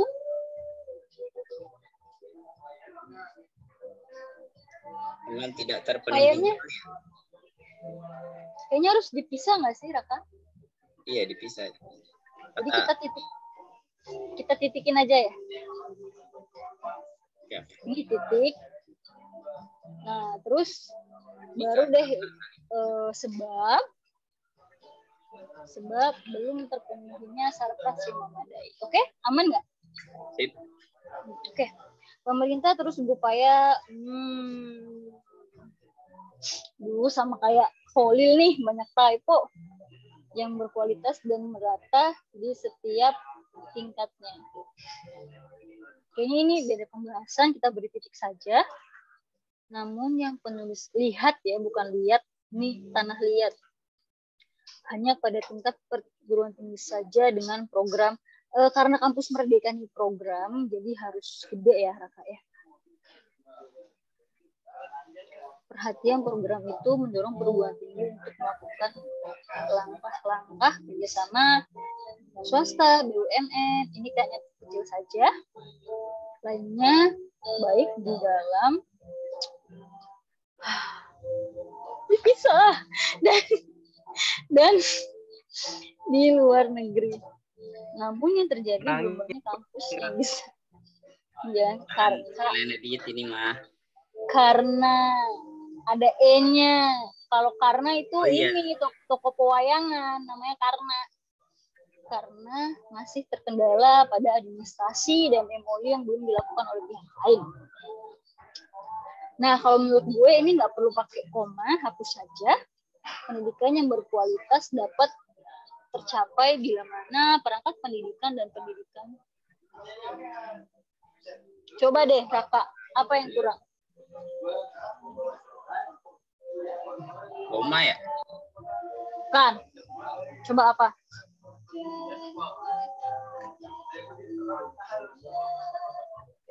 Ini ada dua pernyataan. Pertama, soal pendidikan berkualitas itu bisa tercapai. Dan yang kedua, syarat untuk mencapai itu apa? Tapi itu bisa dijadikan satu kalimat kalau ada konjungsi.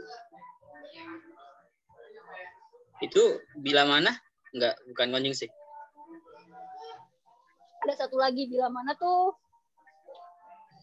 jika ya, pengandaian. Kalimat pengandaian. Iya, seandainya ya. Kalimat lagi kata. Iya, ada lagunya. Seandainya. Jai. Berarti bila mana bisa diganti seandainya sih ya? Coba deh, coba Raka baca. Enak nggak dibacanya? Pendidikan yang berkualitas dapat tercapai. Iya. Langsung stuck gitu ya? Kalau menurut gue, justru pemilihan kata bila mana itu seksi banget. Tapi ada satu kata sebelum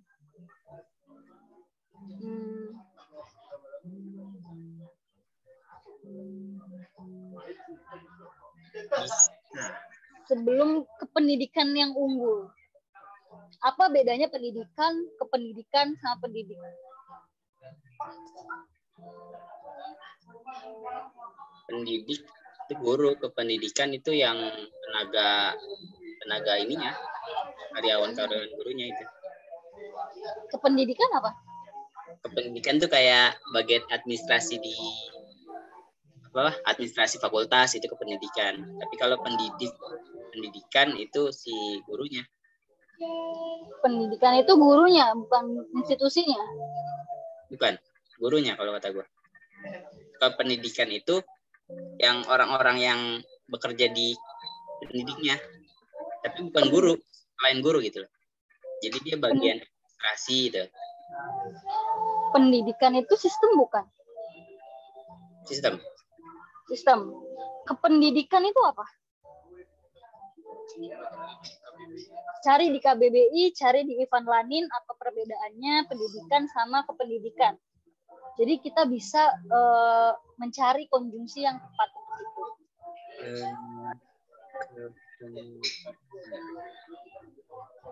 Ada lagi anjay.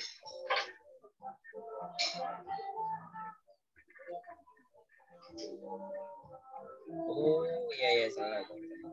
Pendidik harusnya. Nah, ya kan? Coba. Ya. Nggak ada kan? Kependidikan tuh nggak ada kan? Pendidik. Ya, berarti gini. Pendidikan yang berkualitas dapat tercapai bila mana perangkat pendidikan memiliki apa titik-titik yang unggul. Pendidikan unggul ya. Memiliki pendidikan unggul. Kalau dikasih memiliki atau mempunyai, mengubah substansi nggak? Enggak sih. Enggak, oke. Gue tambahin di sini ya. Memiliki, misalkan gue gini. Tenaga pendidik. Mengubah substansi nggak?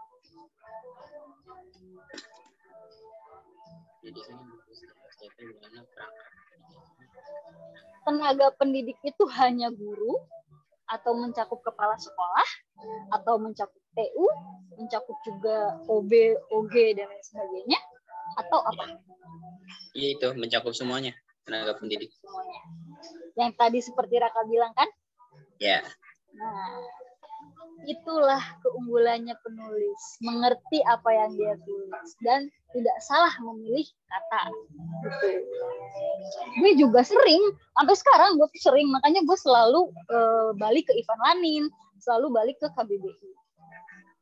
Nah ini pakai H, G nggak perlu besar, bapak, ibu kalau di tengah kalimat itu kecil, guru juga kecil. Jadi nggak perlu besar ya, kecuali di awal kalimat dan kecuali dia sebagai gelar, misalkan guru besar, itu G-nya besar, B-nya juga besar. Ini status kayaknya nggak perlu besar. Kalau begini, biasakan untuk menjelaskan singkatan ya Raka, karena sekalipun pembaca udah paham apa maksudnya, tetapi tulisan dengan singkatan yang ala kadarnya itu menyakitkan mata gitu, kok tiba-tiba ada huruf besar-besar di tengah kalimat, itu menyakitkan mata banget. Jadi sebaiknya tambahkan singkatannya apa. Jadi ini singkatannya, kemudian baru PPPK gitu, gitu ya. Oke. Ini penulisan singkatan kayak gini. Gue juga dulu salah. Nulis singkatan tuh singkatannya dulu, baru arti singkatannya. Tapi sekarang gue udah tahu. Ternyata singkatannya itu terakhir dan bisa dalam tanda kutip. Dan juga administrasi nggak perlu besar. Persyaratan PPKK yang disyaratkan sangat memberatkan dari calon pelaku. Bagaimana?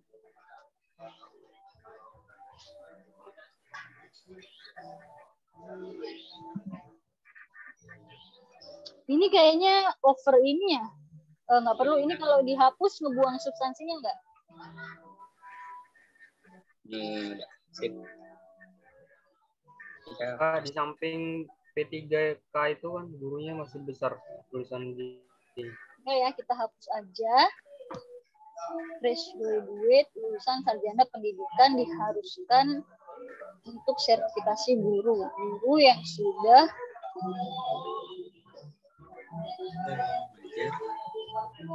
ini kita tambahin titik.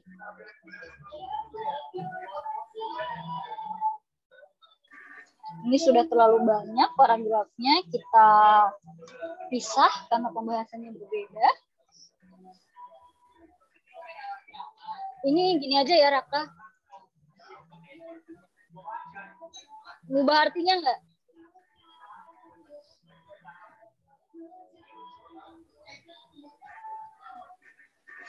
Enggak sih, cuma dibalik doang katanya. Ya, dan ini aku saja. Karena setiap ya, karena enggak elok dilihatnya kalau sebelumnya ada koma.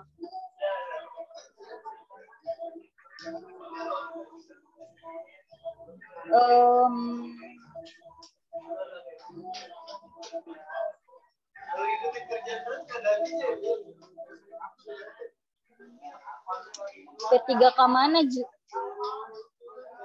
Yang di atas itu tuh. Terus Oh iya. Ini G-nya kecil saja, teman-teman. Kecuali misalkan teman-teman mau nulis misalkan Pak Fadil gitu. Nah, itu P-nya besar, F-nya juga besar. Tapi kalau bapaknya saja itu P-nya kecil. Kalau Pak-nya saja itu P-nya kecil. Kegelisahan bahkan menyasar guru honorer sekolah negeri yang mana ketika mereka tidak lulus dari PPK akan digeserkan dari mana.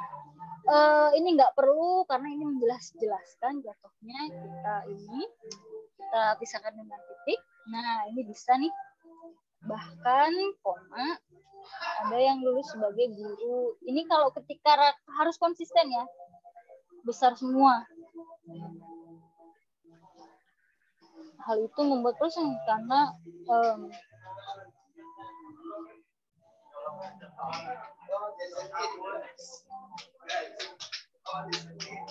penulis menyarankan untuk dibentuk suatu lembaga nggak perlu besar karena nggak ada nama lembaganya, yang khusus pada dunia pendidikan, misalkan data riset. Nah begini, di sini ada berdasarkan data riset, tetapi Raka tidak menambahkan dari mana, Raka.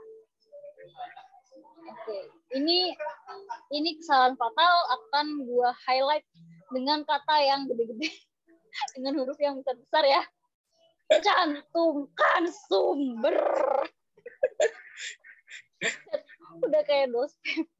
Cantumkan sumber. Oke. Berdasarkan data riset, pelamar pada akademi kedinasan sangat mendalami. Begini. Nah, gini. Setiap menyebutkan beberapa hal, misalkan teman-teman bisa menyudahinya dengan kata dan atau serta. Dan IPDN. Kemudian setelah kata dan, kemudian kata yang teman-teman inginkan, itu pisahkan dengan tanda titik. Gitu ya. Cara penyebutan hal-hal yang banyak. Itu berhentilah dengan kata dan. Atau bisa serta. Lembaga-lembaga tersebut berada pada naungan kementerian. Dan tidak perlu besar. Karena nggak ada. Misalkan kementerian pendidikan itu K-nya besar, P-nya besar. Tapi kalau kementerian hanya muncul sebagai satu kata saja, itu cukup K-nya kecil aja ya. Sehingga oke, betul, nggak apa-apa. Perlu dibangun suatu lembaga. Ini kenapa ada stripnya ya? Typo itu. Oh, typo. Okay. Lembaga akademi yang khusus pendidikan tanpa bercampur di kampus-kampus umum. Oke, ini beda pembahasan, kita pisahkan dengan paragraf yang baru. Sebenarnya kampus negeri daerah. Nah, ini orang nggak tahu nih. Kalau orang nggak tahu UNJ, nanti dia akan, ini apa nih UNJ? Unit apa nanti mereka. Jadi sebaiknya ini ya, sebaiknya tulis singkatannya apa, kemudian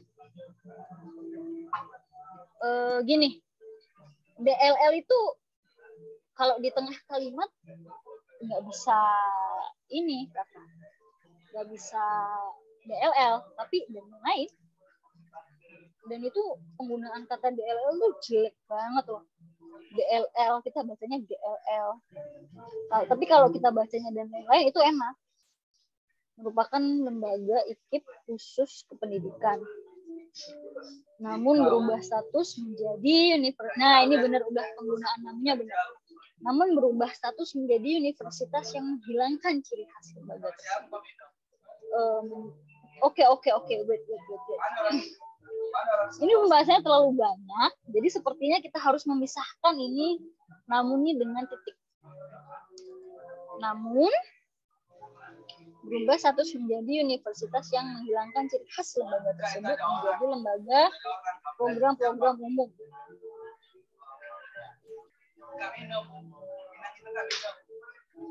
Nggak perlu gede, kecil saja.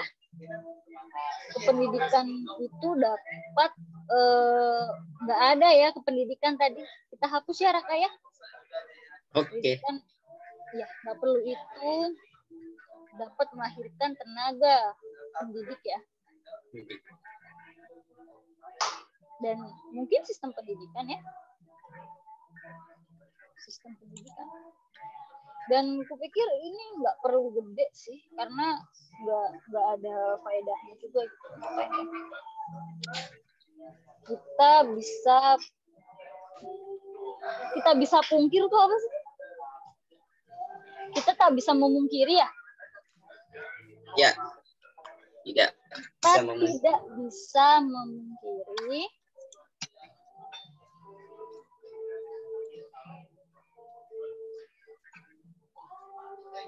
ini, nggak bisa kayak gini Raka, harus menggunakan kata sampai. Kita tidak bisa memungkiri membentuk generasi emas tidak cukup 10 sampai 20 tahun bila sistem pendidikan kita masih dalam kelabian siapa yang berkuasa. Oke. Sebagai di era pandemi itu maksudnya gimana? Bagaimana harus itu? Oh, sebagaimana Ada masa pandemi atau di era pandemi ini sistem pendidikan kita benar-benar gagap dan gugup. Wih, ini bagus banget kalimatnya, gagap dan gugup. Jadi kayak ada ini loh, apa namanya, irama ya, irama kalimat bagus banget. Menghadapinya karena SDM yang tidak melek teknologi dan seterusnya. Lembaga pendidikan pengajar fresh graduate nggak perlu ini ya. Jadi, ini dipisah fresh graduate-nya.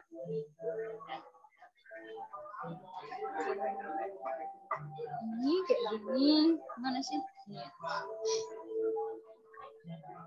Coba ini hitung, ini 8 ya. 1, 2, 3, 4, 5, 6, 7, 8. Kita pisahkan saja ya, Raka ya. Nggak apa-apa sih, nggak memisahkan substansi. Mereka lebih sering memilih orang yang telah berpengalaman ya, bukan telah pengalaman dalam mengajar, bukan dalam mengajari, karena nggak ada subjek yang diajar maksudnya. Yang subjek yang diajar kayaknya rojak karena dia ngantuk. Ya maaf ya teman-teman, emang kayak gini. Gue sendiri pun dulu kesulitan, tapi alhamdulillah bisa ini ya. hidup sampai sekarang. Kesulitan. Padahal fresh graduate bukan tidak memiliki ya Raka ya. Iya, betul. Berpengalaman gitu, berpengalaman. Tidak hanya memiliki saja, pengalaman. Iya. Tidak diberikan. Tidak diberikan kesempatan untuk menerima mereka. Maksudnya gimana nih? Hanya saja tidak diberikan kesempatan seperti itu. Ya, itu udah cukup ya Raka ya. Iya. Menurut penulis itu juga salah satu problem yang dihadapi. Kenapa sih lu lebih suka milih kata problem padahal padanannya tuh ada tau di Indonesia? Masalah. Tapi lebih enak aja kayak problem. Lebih enak ya dibacanya ya. Iya. Ada lagunya loh padahal. Masalah bukan masa lalu ya. Bisa. Iya, jokes gue tuh bau banget ya. Bisa dilanjutkan lagunya Kak, penasaran. Mereka lebih Fadil bangkit dari tidur ya kan, langsung ngomong. Enggak, dari tadi gue nyimak nyimak. Oke, ini udah aman. Pendidikan dari orang. Oke, ini kita pisahkan karena memiliki pernyataan yang berbeda. Orang yang sekarang usianya 20 sampai kayaknya gini deh Raka ya, biar enak sampai di generasi ya Raka ya. Dan ini oke. Iya. Penulisan an di apa namanya di satu masa itu biasanya begini saja 70-an gitu. Jadi orang juga ngerti kalau itu tahun 70 gitu. Tapi coba teman-teman cari lagi di Ivan Lanin, barangkali dia salah. Tapi tahu gue kayak gini, yang hidup pada tahun 70-an, yang mana generasi pendidikan mereka belum begitu sekarang. Nah, kalimat yang diawali kata dan itu enggak enak banget dibacanya. Dan anak usia. Ya kan? Ya enak banget dibacanya. Jadi kita hapus saja. Anak usia 10 sampai 20 tahun diajarkan oleh orang yang lahir pada pada itu menunjukkan waktu, menunjukkan masa. Kalau di itu menunjukkan tempat. Jadi sebenarnya di tahun itu agak agak keliru. Harusnya pada tahun. Nah itu gue belajarnya di Aksara Institute, Aji. Itu berharga banget, seumur hidup kepake. Jadi lu bersyukur ya. Lolos seleksi. Sama masih ngomong sama nulis ya. Lahir pada tahun 90-an, yang mana Oke, ini kita pisahkan karena sepertinya sudah sangat banyak. Sebagai contoh, pendidikan pada tahun barat di negara barat, di negara-negara barat, ya, di negara-negara barat antara Indonesia, karena di sana, sudah, kok dia ini salah nih Google-nya. Coba tanya Ivan Lanin, ini di sana tuh dipisah. Nah, Word lu beda berarti itu. Word gue juga kayak gitu. Parah nih Google, bisa saya salah gitu loh ya kan. Belum diaduk ya. Oke.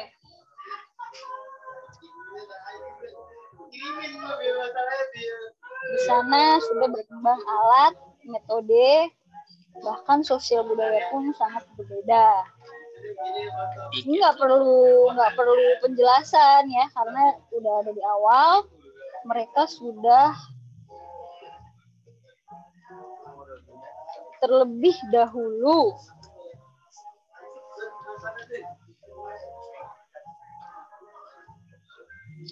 emang peradaban selain milik manusia, milik siapa? Milik tawon. Makhluk. Peradaban modern kali ya?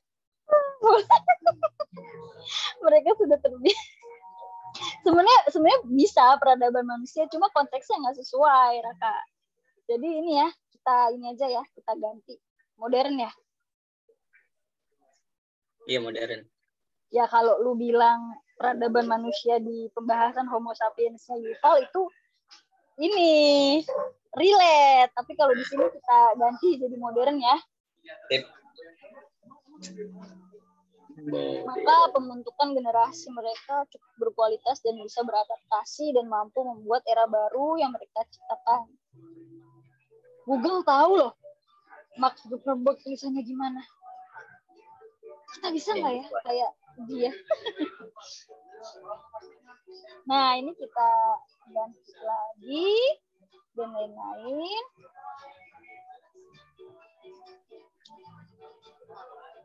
Keterkaitan pendidikan dengan sosial budaya, mungkin gini ya, dan iptek sangat berhubungan.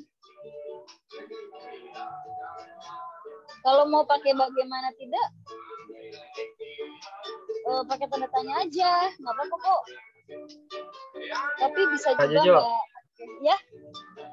Itu kata ipteknya yang di atas tadi kecil, yang di bagian bawah ini besar. Oh iya. Makasih ya teman-teman. Mau pakai yang mana? Ya pakai yang besar aja. Kak gue suka yang besar-besar ya Kak. Ya tapi coba deh cek ke udah Ivan Lanin. Itu iptek tuh penulisannya yang gimana sih? Karena setahu gue besar-besar, tapi barangkali gue salah ya kan. Kan manusia kan nggak selalu sempurna, ada kesalahan. Tulisannya Raka dikit lagi, ayo bisa yuk.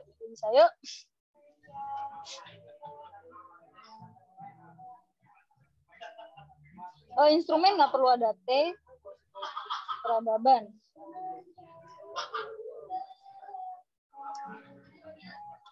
Ini reaktif kan maksudnya Raka? Iya. Ya, oke. Iya, reaktif. Ada lingkungan sekitar, itu merupakan produk dari pendidikan yang menghasilkan kultur sosial seperti itu. Bagus. Ya coy. Udah kayak ini ya, kaseto ya. Dalam menghadapi T-nya jangan besar ini, nggak boleh di tengah kalimat ada huruf besar yang nggak tahu juntungannya. Problem yang dihadapi harus dipersiapkan generasi muda, penerus yang berwawasan luas, berkarakter dan dari agama ya. Maksudnya agama ya. Iya. Iya. Agama yang dianut dan Dipercayai. supaya tidak terbentur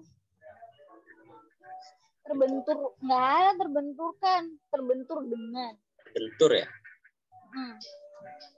kalau nggak berbenturan lebih enak. Coba cek Berbenturan di KBBI deh, cek di KBBI. dengan sikap. Terbentur dengan sikap intoleransi terhadap agama, suku, ya, malapetaka yang cukup rumit. Nah, ini beda pembahasan kan, jadi ganti paragraf aja.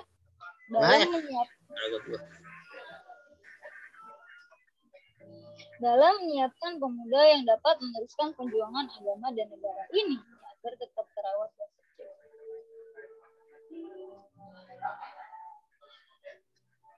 Dalam menyiapkan pemuda yang dapat meneruskan perjuangan agama dan negara ini agar tetap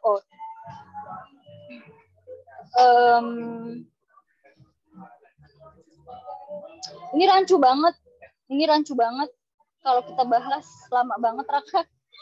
Coba rumuskan ulang ya. Ini gue tahu maksudnya apa, tetapi gue berharap lu nambahin data. Dituntut ya, bukan dituntun. Kalau dituntun tuh kayak kita nuntun nenek-nenek yang mau nyebrang. Kalau dituntut tuh menuntut. Kayak Gaga Muhammad dituntut sama Laura.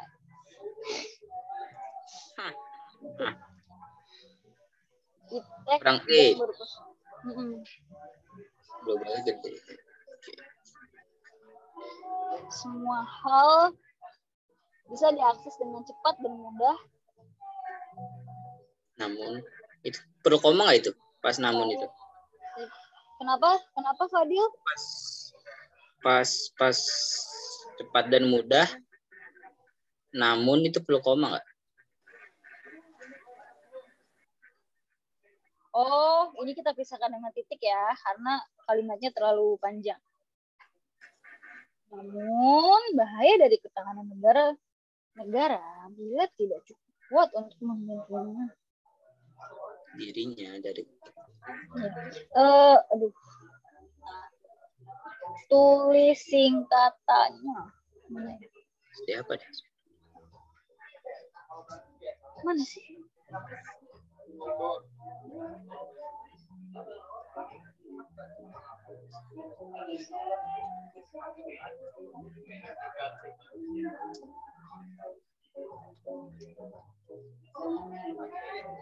Oke, tulis singkatannya.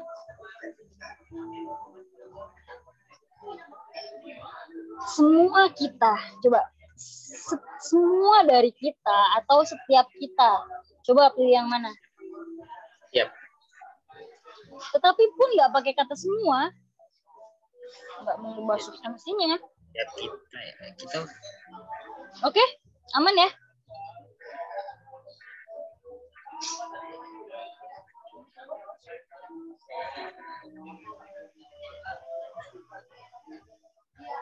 Kaum pemuda. Nggak perlu digaris, nggak perlu dipakein kurung-kurung gini. Bermusyawarah tuh apa? Bermusyawarah. Musyawarah. Tipe.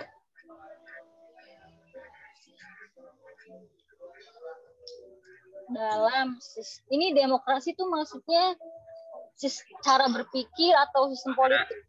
Caranya dengan ya, dengan demokratis ya. Oh ya, dengan demokratis. Oke, jangan lupa subscribe ini ya YouTube-nya demokrasi.id sama follow Instagram. Facebook. Udah 2 kali, Kak. Oleh karena itu, tugas yang diemban. Nggak ada kaum pemuda, cukup pemuda aja. Pemuda sebagai kalau lu pakai kaum, itu bukan kaum pemuda, tapi kaum muda. Lu mau pakai yang mana? Itu Pemuda. beda loh. Pemuda aja ya. Masyarakat madani. Kok jadi masyarakat madani? Coba ini tambahin argumennya ya, Raka. Kenapa lu tambah ada ini tuh istilah yang cukup rumit ya. Masyarakat madani tuh tafsirannya banyak. Ada tokoh yang ada A, ada B, ada C gitu. Jadi lu harus ada patokannya, harus sumbernya harus absah ya. Oke. Dalam hal itu tuh sama kayak dengan demikian, begitu dan lain sebagainya. Nah, kalau di kalimat ini karena ada konklusinya, maka kita pisah menggunakan koma ya. Setuju nggak? Sip. Gue boleh minum dulu nggak? Nggak boleh Kak, nggak boleh. Ternyata tulisannya panjang.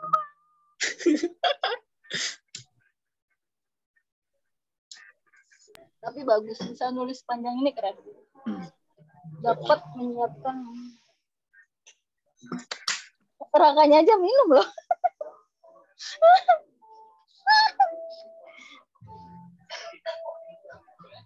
Dikit lagi tuh. Sehingga tidak mas, tapi sehingga nggak perlu. Ya lu kenapa sih selalu nggak perlu gede? Astagfirullahaladzim. Founding fathersnya tuh banyak, nggak satu. Ya nggak sih? Tapi coba tanya ke Ivan lagi. Oke, ini sangat fatal. Lu nulis Soekarno nggak pakai Jan Lama. Raka, gue bilangin Megawati lu. Google aja tahu nulis Soekarno tuh pakai Jan Lama. Nangis. Berarti duel lu ya, bukan dulu. Lu itu perlu dipertanyakan jiwa nasionalismenya. Misalnya huruf doang. Nggak bisa kayak gitu. Tuh, Hubungannya sama Google aja jiwa nasionalis. sampai bingung nih. Google aja sampai bingung. Yang lu maksud. Sultan Syahir. Sultan Basir. Saking panjang tulisannya sampai Google tuh capek. Salah, Raka. Dahsyat. Google. Coba namanya siapa? Itu kalau diganti Basir mengubah konteks nggak? Ya sangat dong. Bahkan nggak ada namanya. Mengubah Itu nama isi juga tetangga, itu. anjir. Siapa tahu ejaan lamanya Syahrir tuh Basir. Nama kecilnya kan. Iya kan? Sama panggilan tetangga. Jangan-jangan itu adanya Sultan Syahir, Kak. Sultan Syahir. Nih, apa coba? Padahal cuma satu kata doang yang salah penempatan. Oh iya. Kak, aku curiga ini sama Google. Jangan-jangan tadi kita merujuk ke dia kan. Jangan-jangan yang benar itu yang tulisan Raka di awal tadi. Kan banyak tuh yang diedit-edit. Kayaknya Google yang salah ini, bukan tulisannya nih. Gimana nih? Word-nya beda. Gue pakai Word. Masih pakai inian. Ejaan dulu.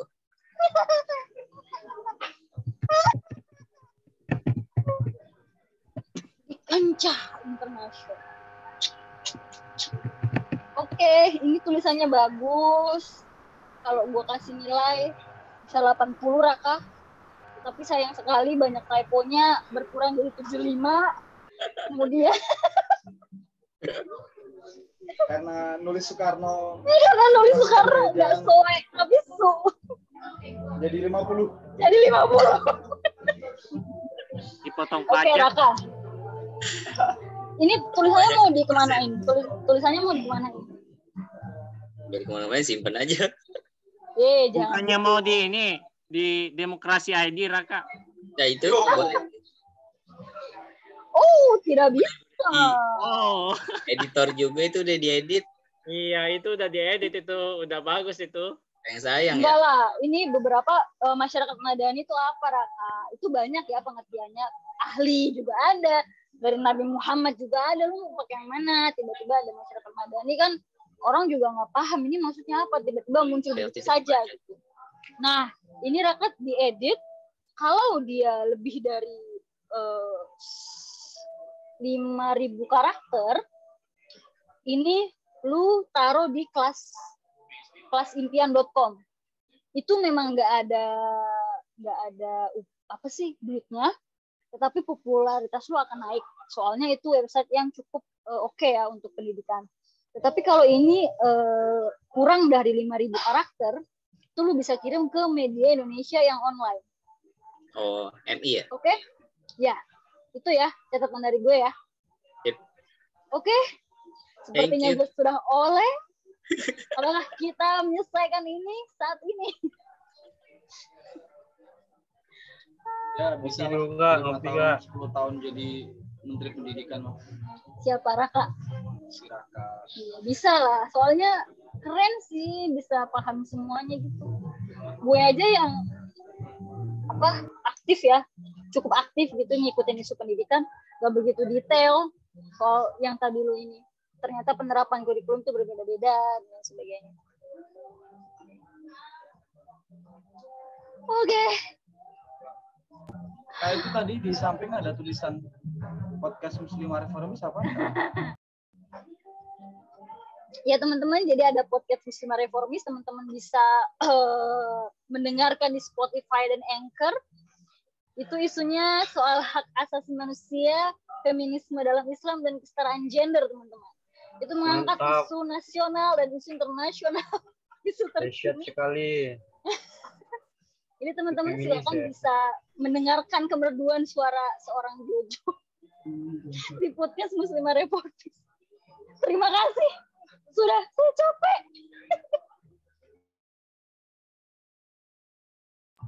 Mau nanya satu lagi boleh? Boleh, masih banyak ya waktunya sampai jam 2 pagi guys. Itu untuk penulisan dan tuh gimana ya penyebutan kata yang banyak ya? Ada yang 3 kata, misalkan bla bla bla, koma, bla bla bla, dan bla bla bla. Ada juga yang bla bla bla, koma, bla bla bla, koma, dan bla bla bla. Sebelum dan itu ada koma apa enggak? Itu pertanyaan yang bisa dijawab oleh Ivan Lanin. Lu tinggal searching di Google. Coba searching ya. Berguna kita ikut pelatihan ini. Harusnya kita baca aja Ivan Lanin. Dahsyat, Bung. Kena mental Kak Jojo.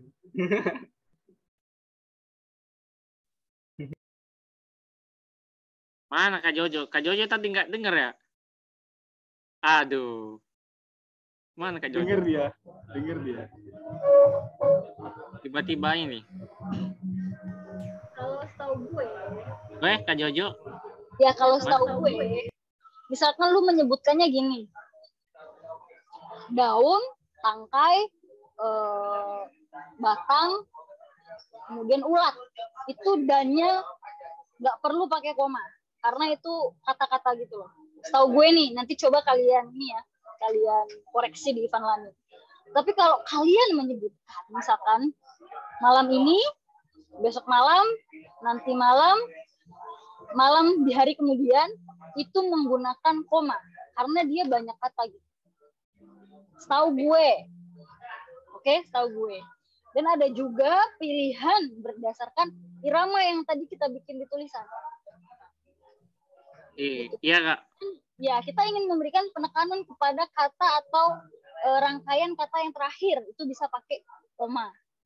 Tapi kalau kita tidak ingin memberikan penekanan, kita bisa hanya dan saja. Kayak gitu. Kayaknya, tapi silakan di cross check. Nanti takutnya gue salah. Kan gue tidak sempurna. Kalau saya biasanya kan nggak ngikutin aturan itu, ngikutin rasanya Kak gitu loh. Kalau enak didengar gitu kan, ya udah gitu aja. Ya, memang seperti itu. Karena pada prinsipnya penggunaan koma dan titik itu memang pertama mempertimbangkan makna dan yang kedua mempertimbangkan irama tulisan. Itu kira-kira.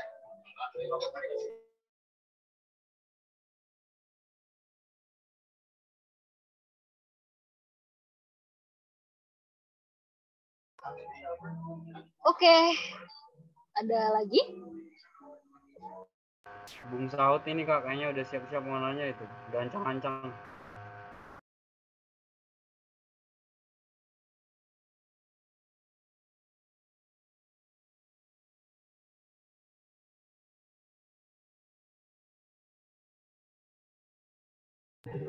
Pertemuan selanjutnya Bung Haji bisa menghadirkan Ivan Lanin dan nih.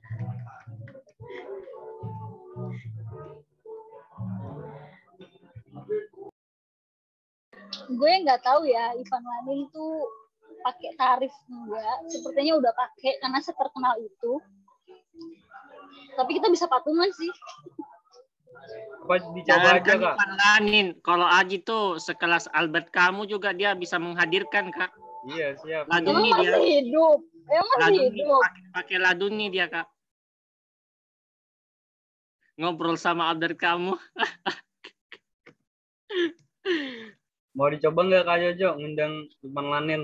Nanti kita ngobrolnya lewat Twitter ya kan.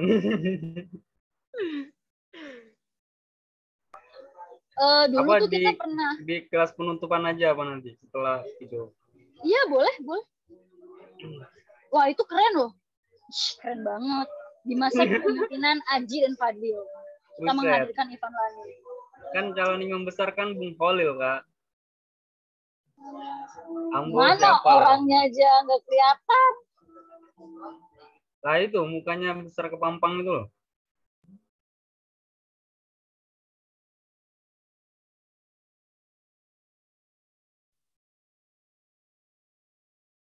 Mukanya kayak udah kayak ini loh, kayak bupati gitu loh.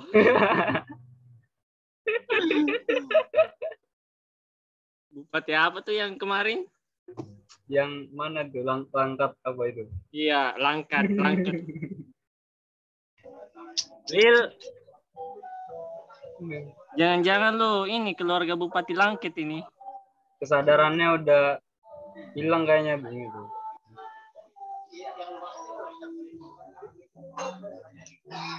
Ini Oke, ada udah mau jam 11. emang udah ditanya Kak? Hah? Emang udah ditanya? Ih, serius. Gue lama lagi loadingnya. Aduh, nge-lag aduh. Ini soalnya di sini nih udah. Soalnya mungkin kayak gini ya kalau di kosan kan kayak gini. Kalau tadi tuh kayak gini. Emang nggak ada tempat untuk bersandar di sana? Tapi serius, berbeda dengan malam-malam sebelumnya, Kak Jojo malam ini cerah banget gitu. Jangan gombal ya. deh. Gombal mulu. Gak gombal gue nih, Ji. Iya kan, Ji? Waduh. Parah Bung Fadil, senior Bung itu Bung. Oke, pertanyaan terakhir ya teman-teman. Sama komitmen buat besok kita mau gimana selain materi. Nah, itu Kak. Gimana? Kak, ini kan outputnya kan di silabus itu kan menghasilkan 3 tulisan. Nah itu gimana? Apa kita ngumpulin 3 jenis tulisan yang Kak jelasin tadi untuk minggu depan? Apa gimana? Kedengeran nggak? Halo? Suara Kakak kedengeran, suaraku kedengeran nggak? Iya. Boleh teman-teman silakan nanti setelah materi yang minggu depan kita bisa membahas satu tulisan saja ya yang terbaik ya. Soalnya kalau membahas Tulisan ini Kak, non fiksi. ya bisa milih feature sama resensi karena esai kan udah tuh dari awal. Ya kan, atau misalkan teman-teman mau nulis liputan itu bisa sih. Nanti Aji yang ngoreksi kan dia ikut aksara sih. Oh iya. Belum mulai Kak, belum mulai. Bulan depan mulainya.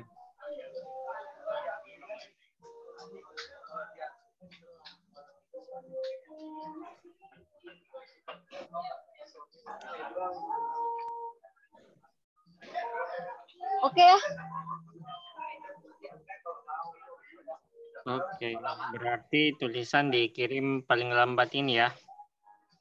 Pertemuan berikut sampai pertemuan berikutnya gitu. Hari Jumat, di hari Jumat selain itu enggak, gue males bacanya. Iya. Soal-soalnya. Maksudnya Jumat ini Kak, Jumat minggu depan. Iya, Jumat minggu ini.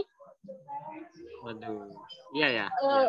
Atau gini teman-teman, di antara kalian semua kan yang tulisannya belum dibahas cuma Rojak sama Bang Saudin doang nih. Nah, Polil Kak nggak dimasukin nih? Nggak dianggap Polil ya? Dari tadi nggak ada suaranya, males banget, mukanya dia nggak kelihatan. Rifki sama Kamila juga, sebenarnya Rifki udah 2 tulisannya, Rifki ya. Tahu gue, udah nyetor 2 tulisan. Nah, barangkali Kamila juga mau nyetor tulisan itu nggak apa-apa gitu. Nanti kita bisa nambah 1 sesi di 2 minggu berikutnya untuk ngebahas 1 tulisan. Kalau teman-teman nggak bosen, gue juga seneng sih sebetulnya, meskipun berdarah-darah. Ya Kak, Gue ditunjuk seneng. aja Kak tulisan apa? Siapa gitu, Saudin, Rojak atau Kamila, Rizky gitu. Iya, kalau usul gue sih antara tulisannya Rojak atau tulisannya Bang Saudin. Tuh. Tapi pertanyaannya, hari Jumat tuh siapa duluan gitu yang tulisannya jadi. Jadi kita cepet-cepetan aja ya. Yang udah nggak usah ngirim Kak. Yang udah nggak usah ngirim. Ya kalau mau belajar ngirim, ntar tetap gue koreksi, tapi dengan pakai komen-komen kayak tadi, nggak perlu live koreksian kayak tadi. Oke. Kak. Gimana? Bisa diterima? Siap. Sulit ditolak Kak.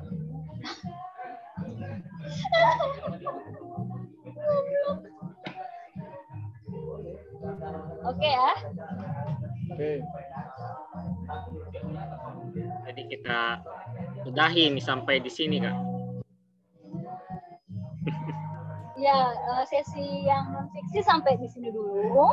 Teman-teman silakan praktik sendiri-sendiri. Nanti minggu depan gue akan milih gitu 1 tulisan yang layak untuk diedit ya. Dan itu paling lambat Jumat jam 12 malam. Selain itu gue males banget. Ngapain ya kan? Oke, terima kasih semuanya. Assalamualaikum warahmatullahi wabarakatuh. Om Swastiastu, salam budaya, namo buddhaya. Salam sejahtera untuk kita. Salam sejahtera untuk kita semua. Oke, tutup ya. Ya. Oke, thank you. Terima kasih ya semuanya. Dadah. Kak Jojo. Ya, Rekamannya ditunggu ya Kak. apanya? Rekaman. Oh, iya. Ntar gua upload di Drive dan linknya link yang Drive itu aja ya. Drive. Yang Drive formasi aja Kak. Ya. Oke. Mantap. Siap. Oke. Sampai jumpa minggu depan teman-teman. Sampai jumpa Kak Jojo. Sehat-sehat terus Kak Jojo. Sehat selalu. Terima kasih. Hati-hati loh Omikron. Ya.